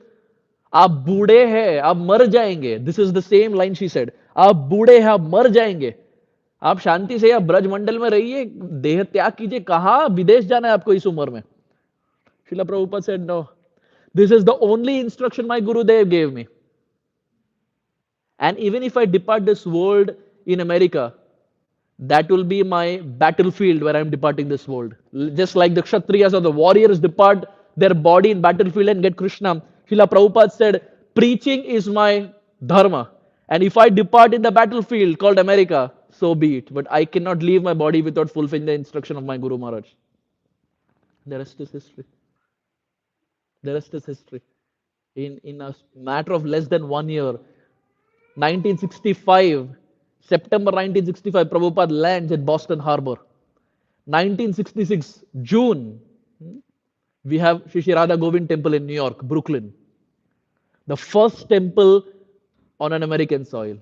Let's put it this way, the first temple outside of India, ISKCON temple. And then in a matter of 11 years, 108 temples just kept coming and coming and coming. We said that how Saraswati Thakur sent one of his disciples to UK to preach. It's very fascinating that Srila Prabhupada sent 3 grahasthas also to London to preach. Saraswati Thakur sent a sannyasi to preach. Srila Prabhupada sent 3 grahastha couples. Mother Jamuna was there, Jamuna and Guru Das, Sham Sundar and Prabhu and Malati, and Janaki and Mukunda. 3 grahasthas who were in their teens or early 20s. And Prabhupada said, go to London. Why? Start a center. This was 1967. Let me remind all of you all, the movement has started in 66. The books have not yet come up. Bhagavatam, Prabhupada has not finished the whole. Chaitanya Charitamrita is forgotten. Chaitanya Charitamrita came in 74. They don't even have the books. They don't have YouTube and SoundCloud and all of these things. Even the philosophy, they're not proficient. Prabhupada is saying, go and start a center. कैसे प्रचार करेंगे? क्या preaching करेंगे? But what did they have? They had faith in the instruction of Srila Prabhupada. With every instruction that Sri Guru gives, empowerment comes. And these 3 grahasthas did something that the world had never thought about. They went there and became friends with the Beatles. Shyam Sundar Prabhu became the best friend of George Harrison. When Srila Prabhupada got to know, Prabhupada had a big smile. Because Shyam Sundar Prabhu caught the right person. At that time, Beatles were, they are the most famous. And George Harrison was very, very famous. Shyam Sundar Prabhu became friends with him. And they struck real good friendship. To the extent, even till the last days of George Harrison, Shyam Sundar Prabhu was in touch. So he was not in friendship just because he wanted to get something out of him. They genuinely became friends. And then with Beatles, they created albums. And then Hare Krishna Mahamantra became a household name in London. And it started spreading. So the point I'm trying to reiterate is qualified, unqualified, Indian, American, male, female is secondary. With the instructions of Sri Guru, Murkho vadati Vishnaya, Dhiro vadati Vishnave, Upadekshentu samam punyam bhavagrahi janardana. With the instructions of Sri Guru, anything is possible. The Shastra very beautifully explains that even a person who cannot speak, a dumb person, will be proficient enough to speak Shastra. Even a lame person will be proficient enough to climb a mountain. Externally, it's not possible, but even that person can do it. That person who has firm faith in the instructions of Sri Guru. Guru mukha padma vakya chitete kori akhya. And those who doubt, कैसे होगा? अरे पैसे नहीं है, ये नहीं है, वो नहीं तो नहीं होगा. Those who have done it are those who were relentless. And Krishna provided for them. The ISKCON movement is the best example of how teenagers who were coming from Paschatya Desh, who had nothing to do with the Indian culture, who didn't even know what a dhoti is, leave alone what a tilak and kantimala is, they helped Prabhupada build 108 temples. Why? Because they had one quality, firm faith in the instructions of Sri Guru. And here that South Indian Brahmana is having the same thing. He's saying, my Guru gave me the instruction. Shuddha Ashuddha Gita Padi Guru Agya Mani. He gave me the instruction, so I'm studying. But Mahaprabhu said, okay, but why are you crying? Back to the same, but why are you crying? He says, my dear Lord, it's just fascinating for me that Krishna is Bhagavan, and yet for his devotee he is ready to become a driver. He is ready to become a chariot driver. In today's day and age, no one is willing to become a driver, right? It's not, let's say it's not a white collar job. Not everyone will become a driver of Uber, Lyft, etc. Krishna, who's Bhagavan, is ready to become driver. He is not thinking log kya bolenge, samaj kya sochega, nothing. And this South Indian Brahmana looking at this front cover, it's not even the chapters, it's not even the words. Looking at the front cover, he's crying. Mahaprabhu embraces him, and Mahaprabhu says, "You have understood the Bhagavad Gita. You have understood the Gita." He didn't have DY certificate. He didn't have Bhakti Shastri certificate. He didn't have any of those things. But he learned to cry for Krishna and Mahaprabhu, etc. And when he embraced Chaitanya Mahaprabhu, he looked at Chaitanya Mahaprabhu and said, I feel you are not different from that same Krishna. Am I right or am I right? I feel you are that same Krishna. Satya hai na Prabhu? And Chaitanya Mahaprabhu says, hold it in your heart. Don't tell anyone. Why? Because Mahaprabhu has just come to Sri Rangam. He still has 4 months. If this Brahmana spills the beans, then the next 4 months are going to be very difficult for Chaitanya Mahaprabhu. Mahaprabhu says, keep it in your heart. But Mahaprabhu enlightened him that he is not different from that same Krishna. As Sri Chaitanya Mahaprabhu continued on his journey, one time Chaitanya Mahaprabhu is having this conversation with Venkata Bhatt. We'll go for another maybe 10 minutes, 5 or 10 minutes, and then we'll end. Sri Chaitanya Mahaprabhu was having this conversation with Venkata Bhatt.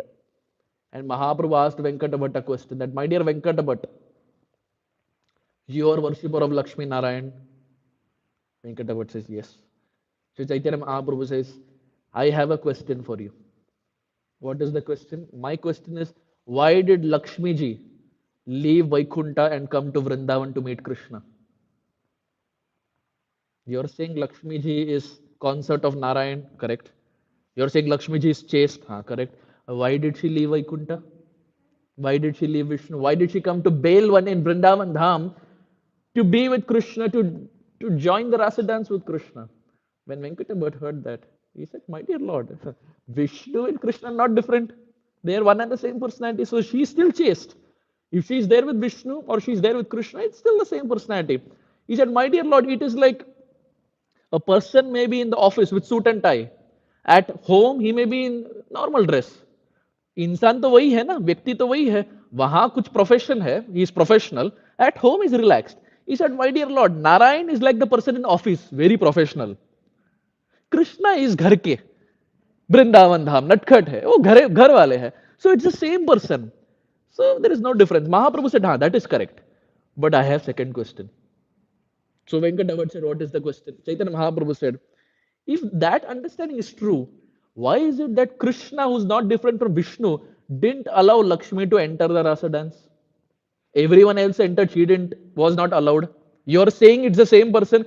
Why was she not allowed? So Venkatavad understood his game was up. He understood, हम अभी जो भी बोलेंगे ये भगवान है सामने, वो तो हमें परास्त ही कर देंगे. He said, my dear Lord, you are Bhagavan, you know better. You know your pastimes better than me, you enlighten me. Chaitanya Mahaprabhu said, for anyone to enter the rasa dance, Chaitanya Mahaprabhu said they have to follow in the mood of the gopis of Vrindavan.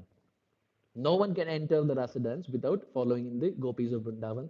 And Lakshmi ji had the desire to enter the rasa dance without following in the mood of the gopis.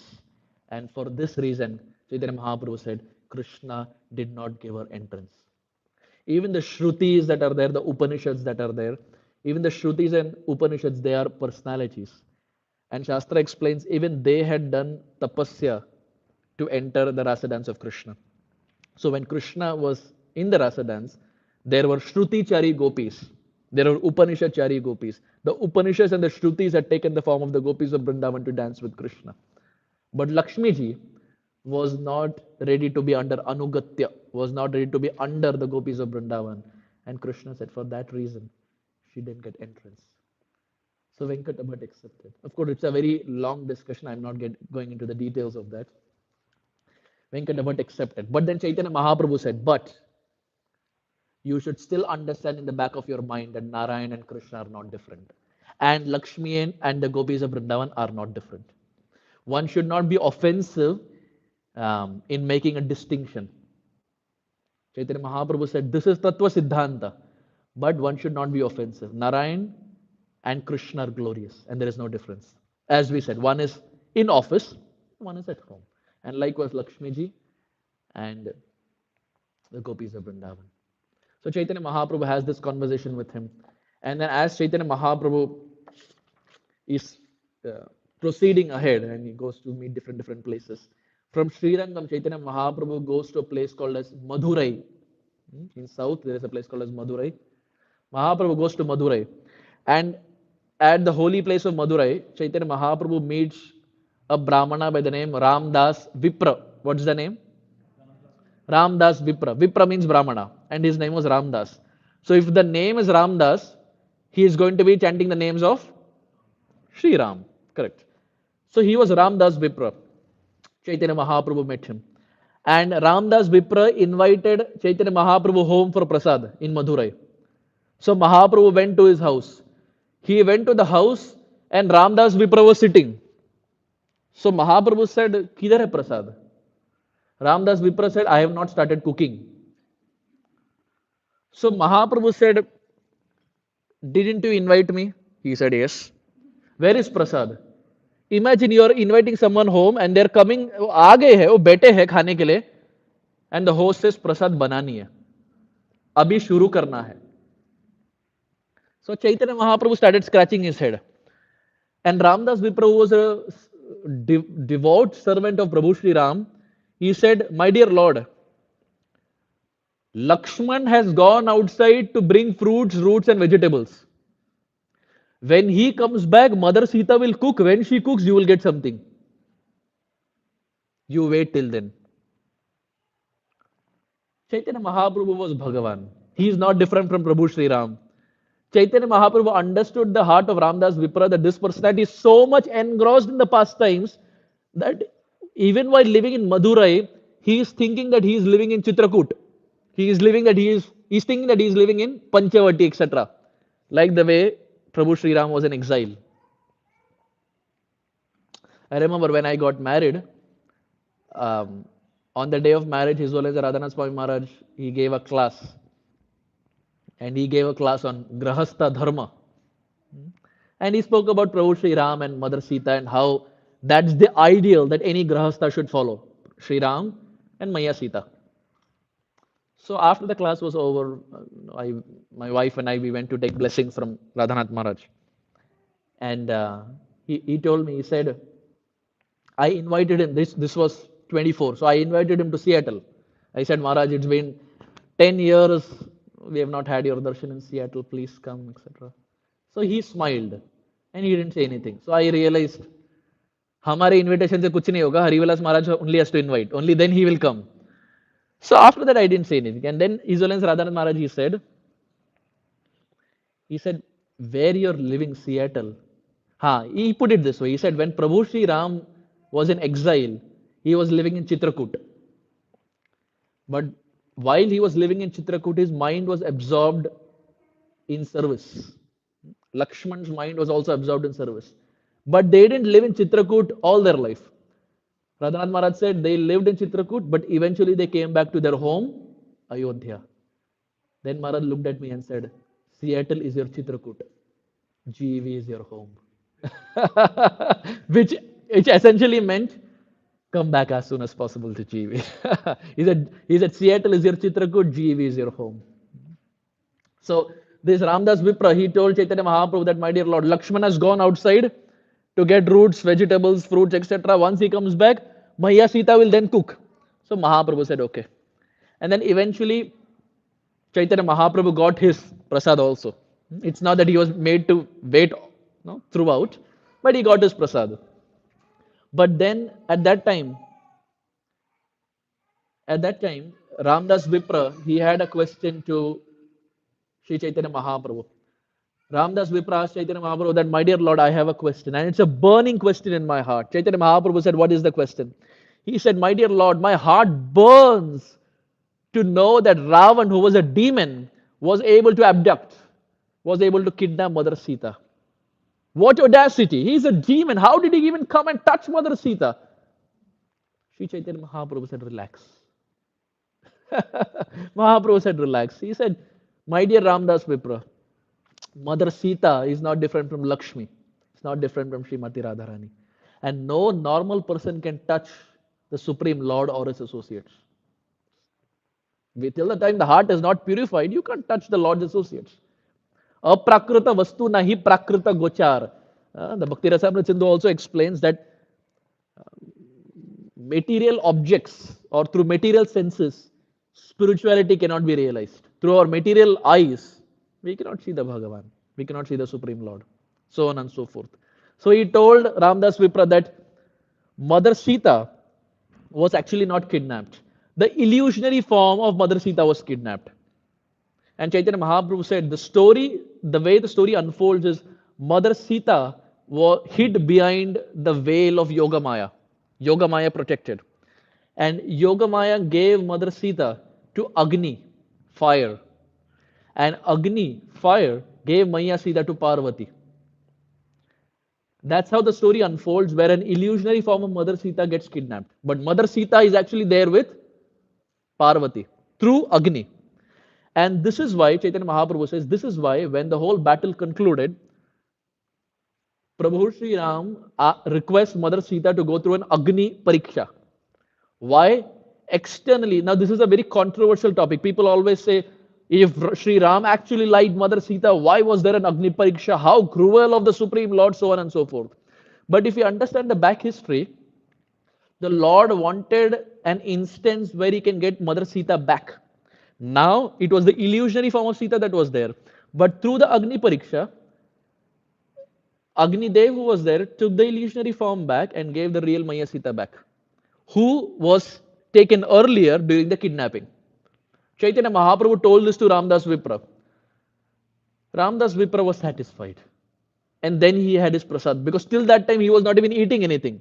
How can Maya Sita be kidnapped? With this one thought, it troubled him so much that वो खा भी नहीं रहे थे.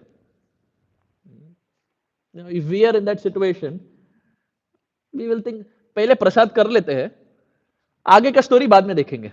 We will see what happens later. First, prasad होना चाहिए. Ramdas Vipra was so much absorbed that he didn't eat anything. When Mahaprabhu convinced him, then he had. Then Sri Chaitanya Mahaprabhu eventually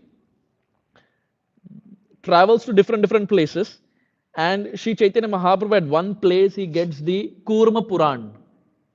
He gets the Kurma Puran. And at Kurma Puran, when the reciters are studying the Kurma Puran, Chaitanya Mahaprabhu, whether it's coincidence or accident or whether it's the Lord's divine arrangement, when he is hearing the Kurma Puran, the same section that he discussed with Ramdas Vipra, that same section they are discussing there. That how Mother Sita was not actually kidnapped, but it was the illusionary form. Chaitanya Mahaprabhu becomes very happy. He, in a piece of leaf, he writes down that section and comes back to Madurai and gives it to Ramdas Vipra. This is the praman. This is the proof. Whatever I said, this is the proof, my dear Ramdas Vipra. In Kurma Puran it is written, this is the praman. Ramdas Vipra was very happy. And then after that, Ramdas Vipra would have prasadam. But when Chaitanya Mahaprabhu came back for the second time, he told Chaitanya Mahaprabhu that, my dear Lord, can you please honor prasadam in my house? Chaitanya Mahaprabhu was thinking, the last time he called me, it was an experience. He made me wait. Now Chaitanya Mahaprabhu was thinking, वापस बुलाए क्या करना है? He said, my dear Lord, don't worry, this time fruits and vegetables are ready. Please, please come. Chaitanya Mahaprabhu said, okay. And Ramdas Vipra fed Chaitanya Mahaprabhu. And then Sri Chaitanya Mahaprabhu continued on his onward journey. And then Mahaprabhu goes to Kanya Kumari. Having said this, we stop here only to continue next week as to where Mahaprabhu's journey takes all of us. Thank you very much. Hare Krishna.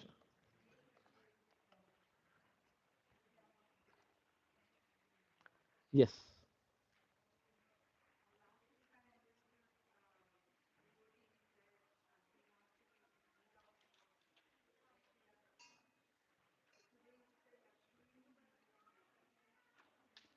What was the first part of the question?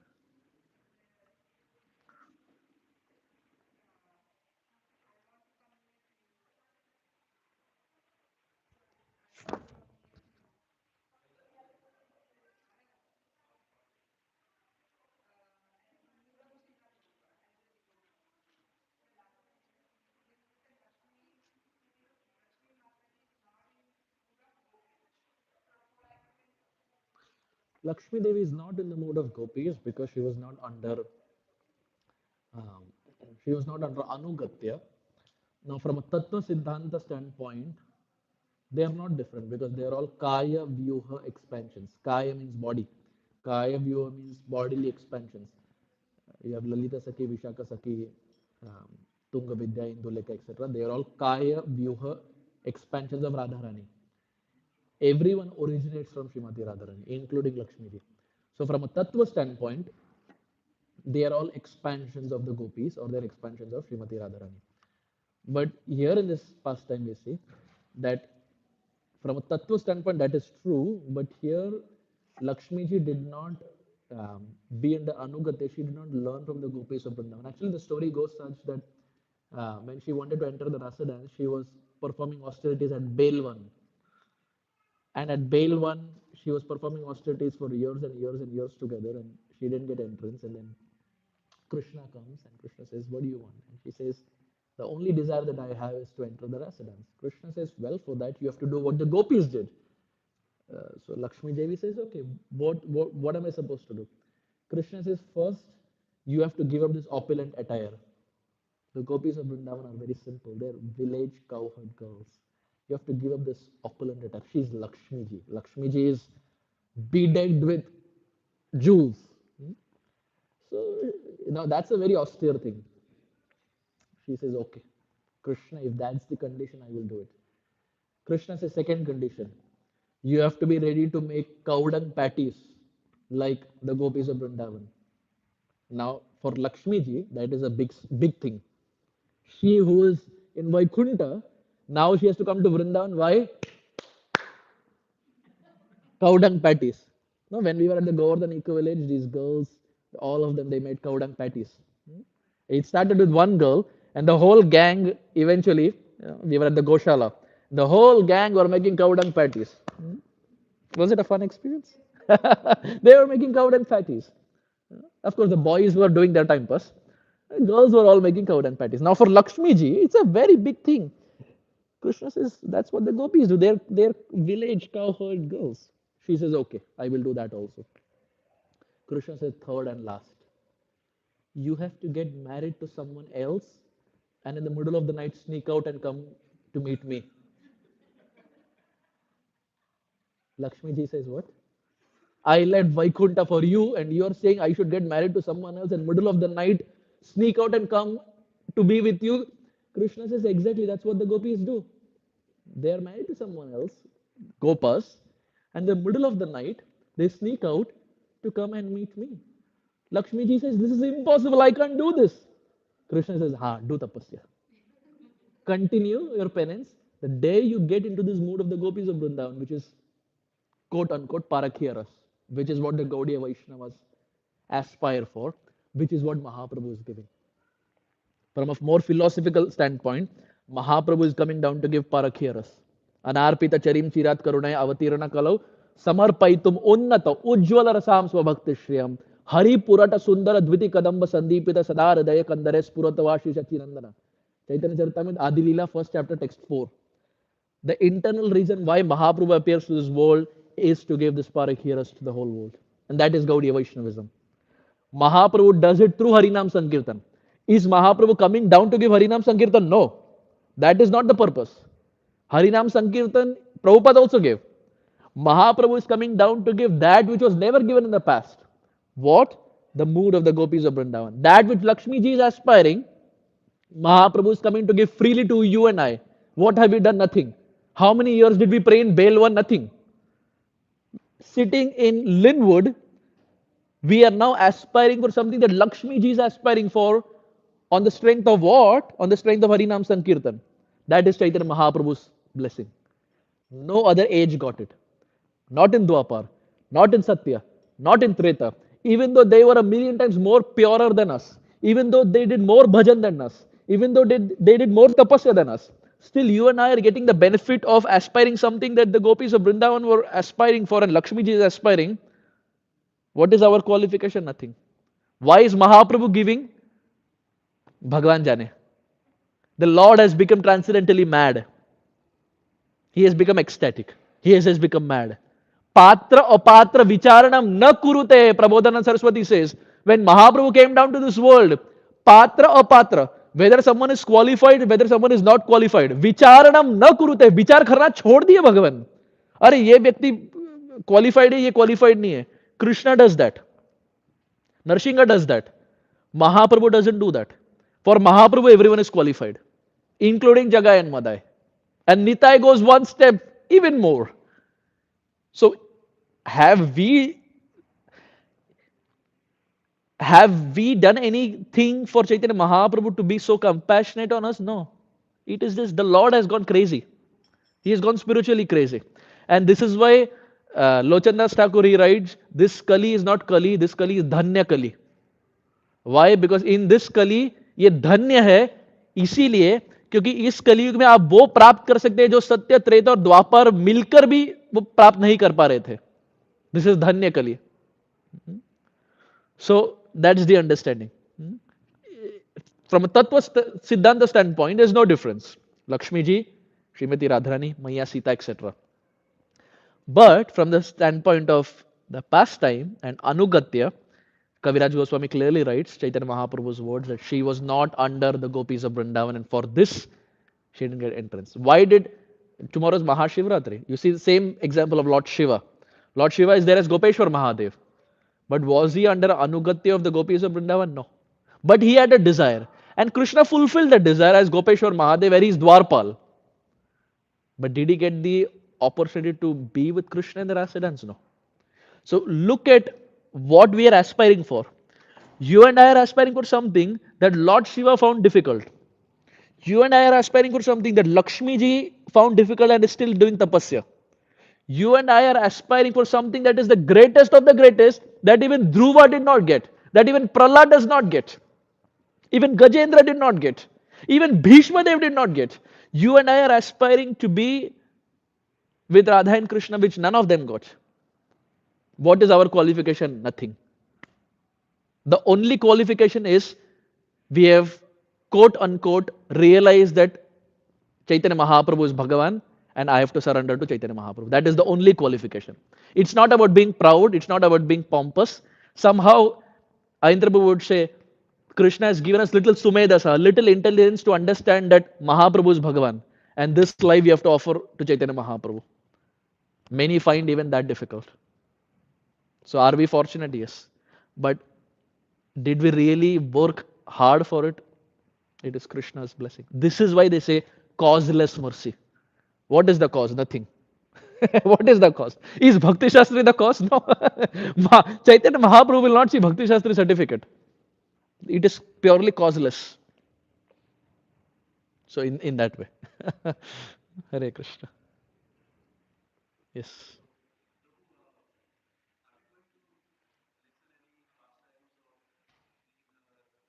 Kolavecha Sridhar? G- Gadadhar Pandit, yes. In the later past times and Antilila primarily. Because Chaitanya Mahaprabhu is there in Jagannath Puri. So Jagannath Puri, every single day he goes to Gadadhar Pandit at Tota Gopinath. So there it will be Gadadhar and Chaitanya Mahaprabhu back and forth. That's Antilila. Yeah. Anything else? Yes, Prabhu.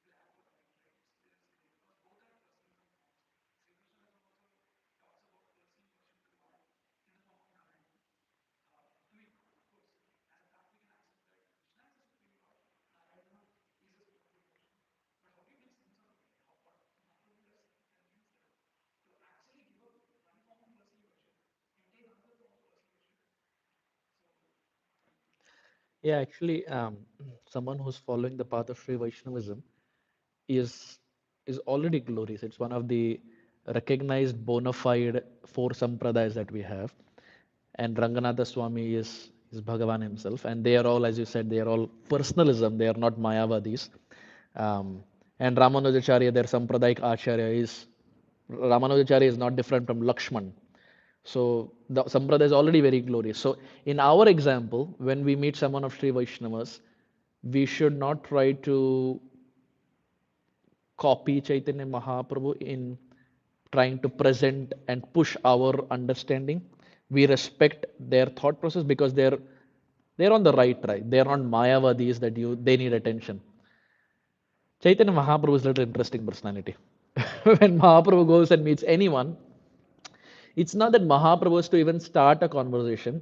The personality is so attractive. The personality is so inspiring that even when someone is practicing something, they're seeing a live example of someone who's following another path and is so advanced that the heart naturally pulls to their direction. When you spend too much time with someone, you start speaking their language, you start doing their activities. It's not voluntary. हो जाता है, अपने आप हो जाता है. इसलिए बोलते हैं जैसा संग वैसा रंग. So it's not that Venkata Bhatt, it's not that Chaitanya Mahaprabhu forced him and converted him. I wouldn't use the word convert because sometimes it comes across as a very forceful way of presenting a philosophy. It's just Chaitanya Mahaprabhu's presence was such. Mahaprabhu was chanting, dancing, ecstatic, crying, etc. That when Venkata Bhatt saw this, he was like, this is amazing. The path that he's following is amazing. That seems like he has got the Supreme Lord. I think I should also follow this. So it was not out of force. It was just the association of Sri Chaitanya Mahaprabhu. When Srila Prabhupada met so many of the hippies, now they were all coming from Christian, Catholic backgrounds. Prabhupada never forced them to change. Arey, change karna hai, otherwise you're doomed. No. Srila Prabhupada, there's so many instances where Srila Prabhupada says, if you're a Christian, be a good Christian. So many statements of Prabhupada. If you're a Christian, be a good Christian. But because no one is actually being a good Christian, and Srila Prabhupada would say, come to me, I will teach you what real meaning of being a Christian is. Because Srila Prabhupada would give this example, if you see in the Bible, one of the 10 commandments, it says, thou art shall not kill. Thou art shall not kill, which means you should not kill. Now, the way the Christians take it is, you should not kill human beings, but they are okay to kill animals. Prabhupada would say that's not what Jesus Christ is saying. The commandment is, thou art shall not kill. Kill means kill. It's not thou art shall not kill human beings. Thou art shall not kill. So Prabhupada would say, what Bible is saying is same as what Gita is saying, to not kill. But because it's selectively taken, cherry picked, Prabhupada would say you're not being a proper Christian. And then come here, I will teach this. But if someone is a proper Christian, it's Jesus Christ is the Son of the Supreme Lord. It's a very bona fide path. It's a very bona fide path. And there are some very good Christians also. It's not that every person needs to be transformed to Gaudiya Vaishnavism. There are some Christians I can think of who are very, very good, who chant on their rosary beads, who go to the church, who chant the prayers, who read the Bible, and they know the Bible in and out. Just like we quote, they will quote John 14.6, Matthew 14.8. So there are Christians like that also. Now, if someone is following very properly, we should encourage. We should not be behind forcefully converting people. That's not our mission. But if someone is not following it, then we would want to inspire them to the lotus feet of Chaitanya Mahaprabhu. That's one. Now, as far as the pastime is concerned, Mahaprabhu on purpose wanted to nudge Venkata Bhatt so that it puts in a seed of question and inspiration in the heart of Gopal Bhatta. Why? Because in the future, Gopal Bhatta is going to be one of the 6 Goswamis who is going to take Rupa and Goswami's work ahead. So Mahaprabhu is preparing one of the Goswamis by speaking to Venkata Bhatta. He is inspiring Gopal Bhatta here. And जैसे बोलते हैं ना बच्चे मन के सच्चे, from a small age, if he is hearing Mahaprabhu, when he grows up, he will speak Mahaprabhu. And that's what happened. And because of him, we have Radha Raman. Because of him, we have All the deity upacharas that we do, it is coming from Gopal Bhatta Goswami. Why it is coming from Gopal Bhatta Goswami? Because Gopal Bhatta Goswami learnt it from Sri Vaishnavism. In Sri Vaishnavism, they have proper way of doing arti. The Gaudiya thing that we do, it is not Gaudiyas. It is coming from Gopal Bhatta Goswami, who took it from Sri Vaishnavism. Why? Because he was a Sri Vaishnava. So all that, the thing that we do. Similarly, he has Shat Kriya Sar Dipika. All the samskaras that we do for marriage, samskaras for Garbhadhan, samskaras for whatever. All this in ISKCON, it goes by ISKCON or Gaudiya Vaishnavism, but it is actually Sri Sampradaya given by Gopal Bhatta Goswami, who took it from Sri Vaishnava Sampradaya. So we have a lot to do with Sri Sampradaya. But Mahaprabhu sets the groundwork, sets the foundation, so that Gopal Bhatta Goswami eventually can take the work of Rupa and Sanatan ahead. Because Rupa and Sanatan were writing books, there was someone needed to take it ahead. Jiva Goswami Mahaprabhu prepared in another place, uh, and then here was young Gopal Bhatta. And Raghunath Das was already very ecstatic. And Raghunath Bhatta was another ecstatic personality. Raghunath Bhatta Goswami is such a personality, when he would read Bhagavatam, he would constantly keep crying. Raghunath Bhatta would read one verse in 6 different melodies and keep crying. So Mahaprabhu was setting the stone, setting the field for all the 6 Goswamis who can take his message ahead. In that way. Hare Krishna. Yes.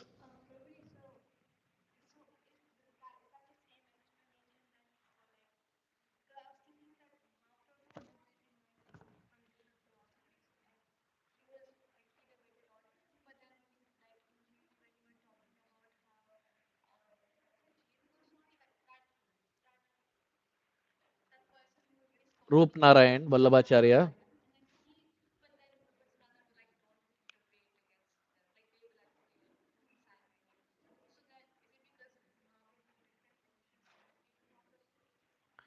We should not imitate Mahaprabhu, yes, obviously. Mahaprabhu is Bhagavan. When Jiva Goswami was debating with Rup Narayan, there was a sense of superiority. When Mahaprabhu was debating, it was Trinadapi Sunichena. We will see in this when Mahaprabhu meets Prakashananda Saraswati. It will come in Madhya Leela. When Mahaprabhu meets Prakashananda Saraswati, there is an assembly of Mayavadi sannyasis. And Chaitanya, they call Mahaprabhu to the dais to come and sit on top. Chaitanya Mahaprabhu goes and sits at a place where everyone is washing their feet. जहाँ पैर धोते हैं महाप्रभु जाकर वहां बैठ जाते हैं. Now he is Bhagavan. He was taking such a humble position that it was too much for the Mayavadis to take. That how is this person so humble? So when Mahaprabhu would speak, it was not out of superiority. Mahaprabhu was embodiment of Trinadapi Sunichena. And most times the conversations would be from the other side. And then Mahaprabhu would answer to that. In Jiva Goswami's case, he wanted to prove that I can defeat him. That's one. Second, from the standpoint of a sadhaka, Jiva Goswami teaches through Rup Goswami teaches through Jiva Goswami that Vrindavan or Mayapur is not the place to debate. And realistically, in our case, we are not on the level of Jiva Goswami, and we are neither on the level of Chaitanya Mahaprabhu. So in our case, if you see the 10 Nam Aparads that are there, one of them is to instruct a faithless person. So someone who's a Mayavadi, Gaur Govinda Maharaj would say, Mayavadi Krishna Paradi. Those who are Mayavadis, we don't spend much time with. Those who say Bhagavan ko roop nahi hai, akar nahi hai, ye nahi hai, wo nahi, etc. Those who don't have, the Lord doesn't have form. We don't spend much time to गधे के सामने been बजाने से अर्थ it's like it's useless. So to speak to a faithless person is one of the nam aparads that we chant in the morning. If someone doesn't have faith, we should just leave. It's just that they have not amassed sufficient sukriti to understand Chaitanya Mahaprabhu. And Chaitanya Mahaprabhu is not meant to be understood by everyone. We have understood because we have paid the price in our previous lifetimes. But there are so many outside who will not accept Chaitanya Mahaprabhu, and even though they may have heard Chaitanya Mahaprabhu, they will not accept. So we take inspiration, we relish the pastimes of Chaitanya Mahaprabhu, but we learn from the life of Jiva Goswami to not debate and argue, in dhams, and not just dham, anywhere else. Shastra is not meant for debating. It's not meant to show my superiority. अरे मुझे इतना श्लोक पता है. It doesn't prove anything. Um, the Supreme Lord is inspired by the sincerity of the heart, not through erudite scholarship. If it was erudite scholarship, then Mahaprabhu would have never been inspired by that South Indian Brahman who was studying Bhagavad Gita. So, in that way. Yes.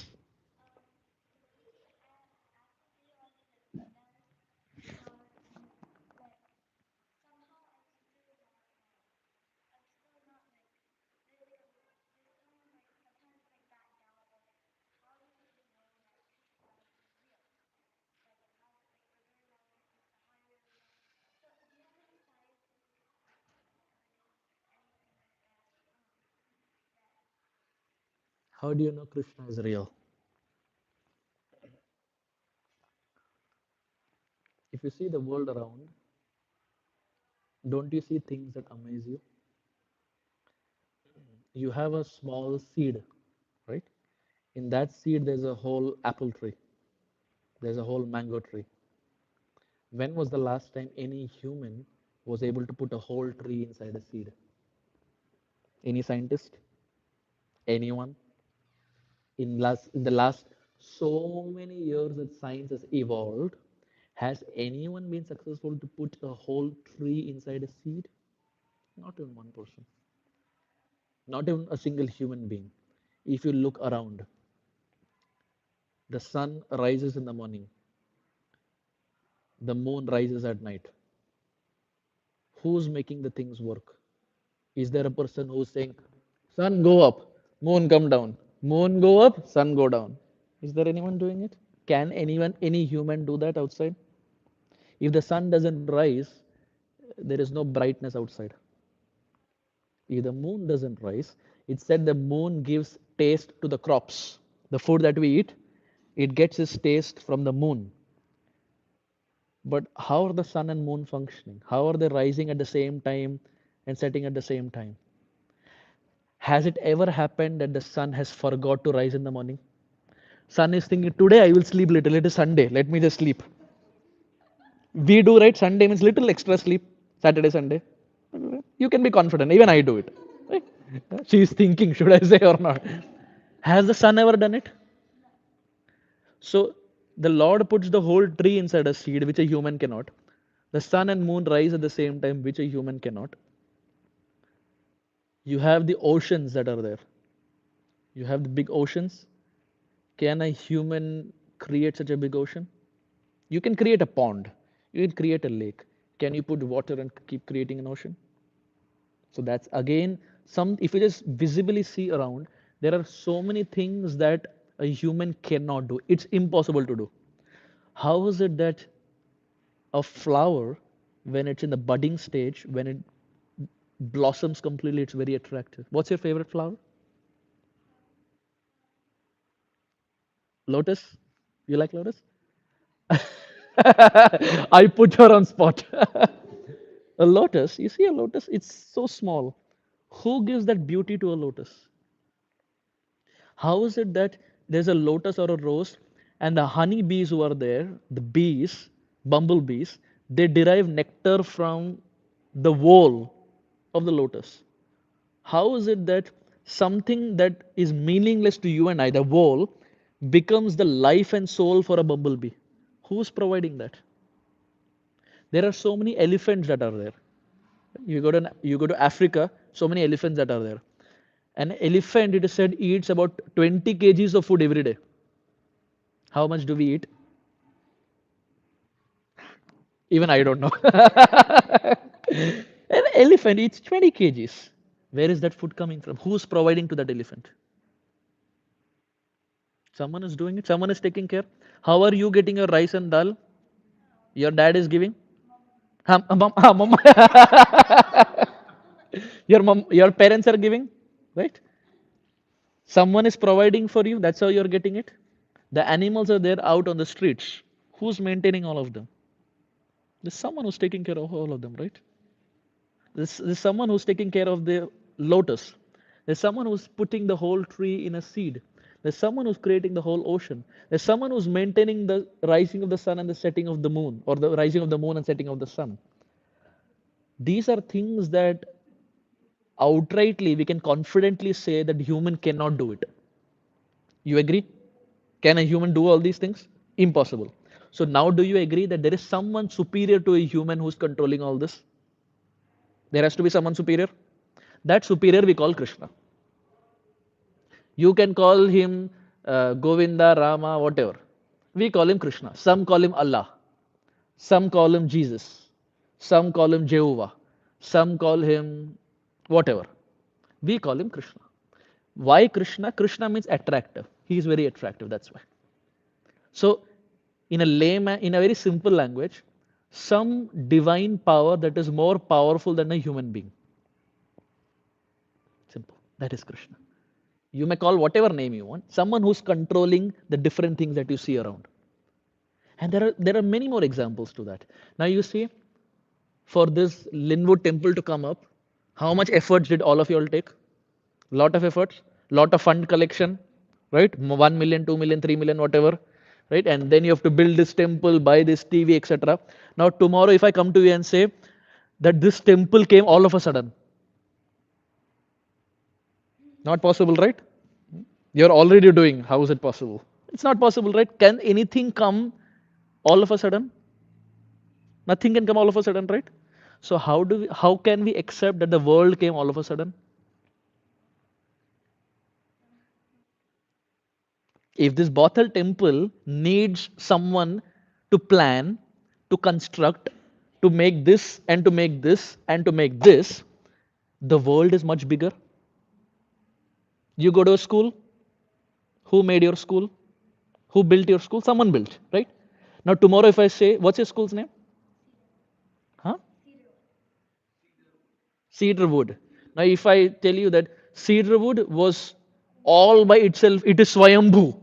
It came all by itself. Swayambhu school. Will you believe it?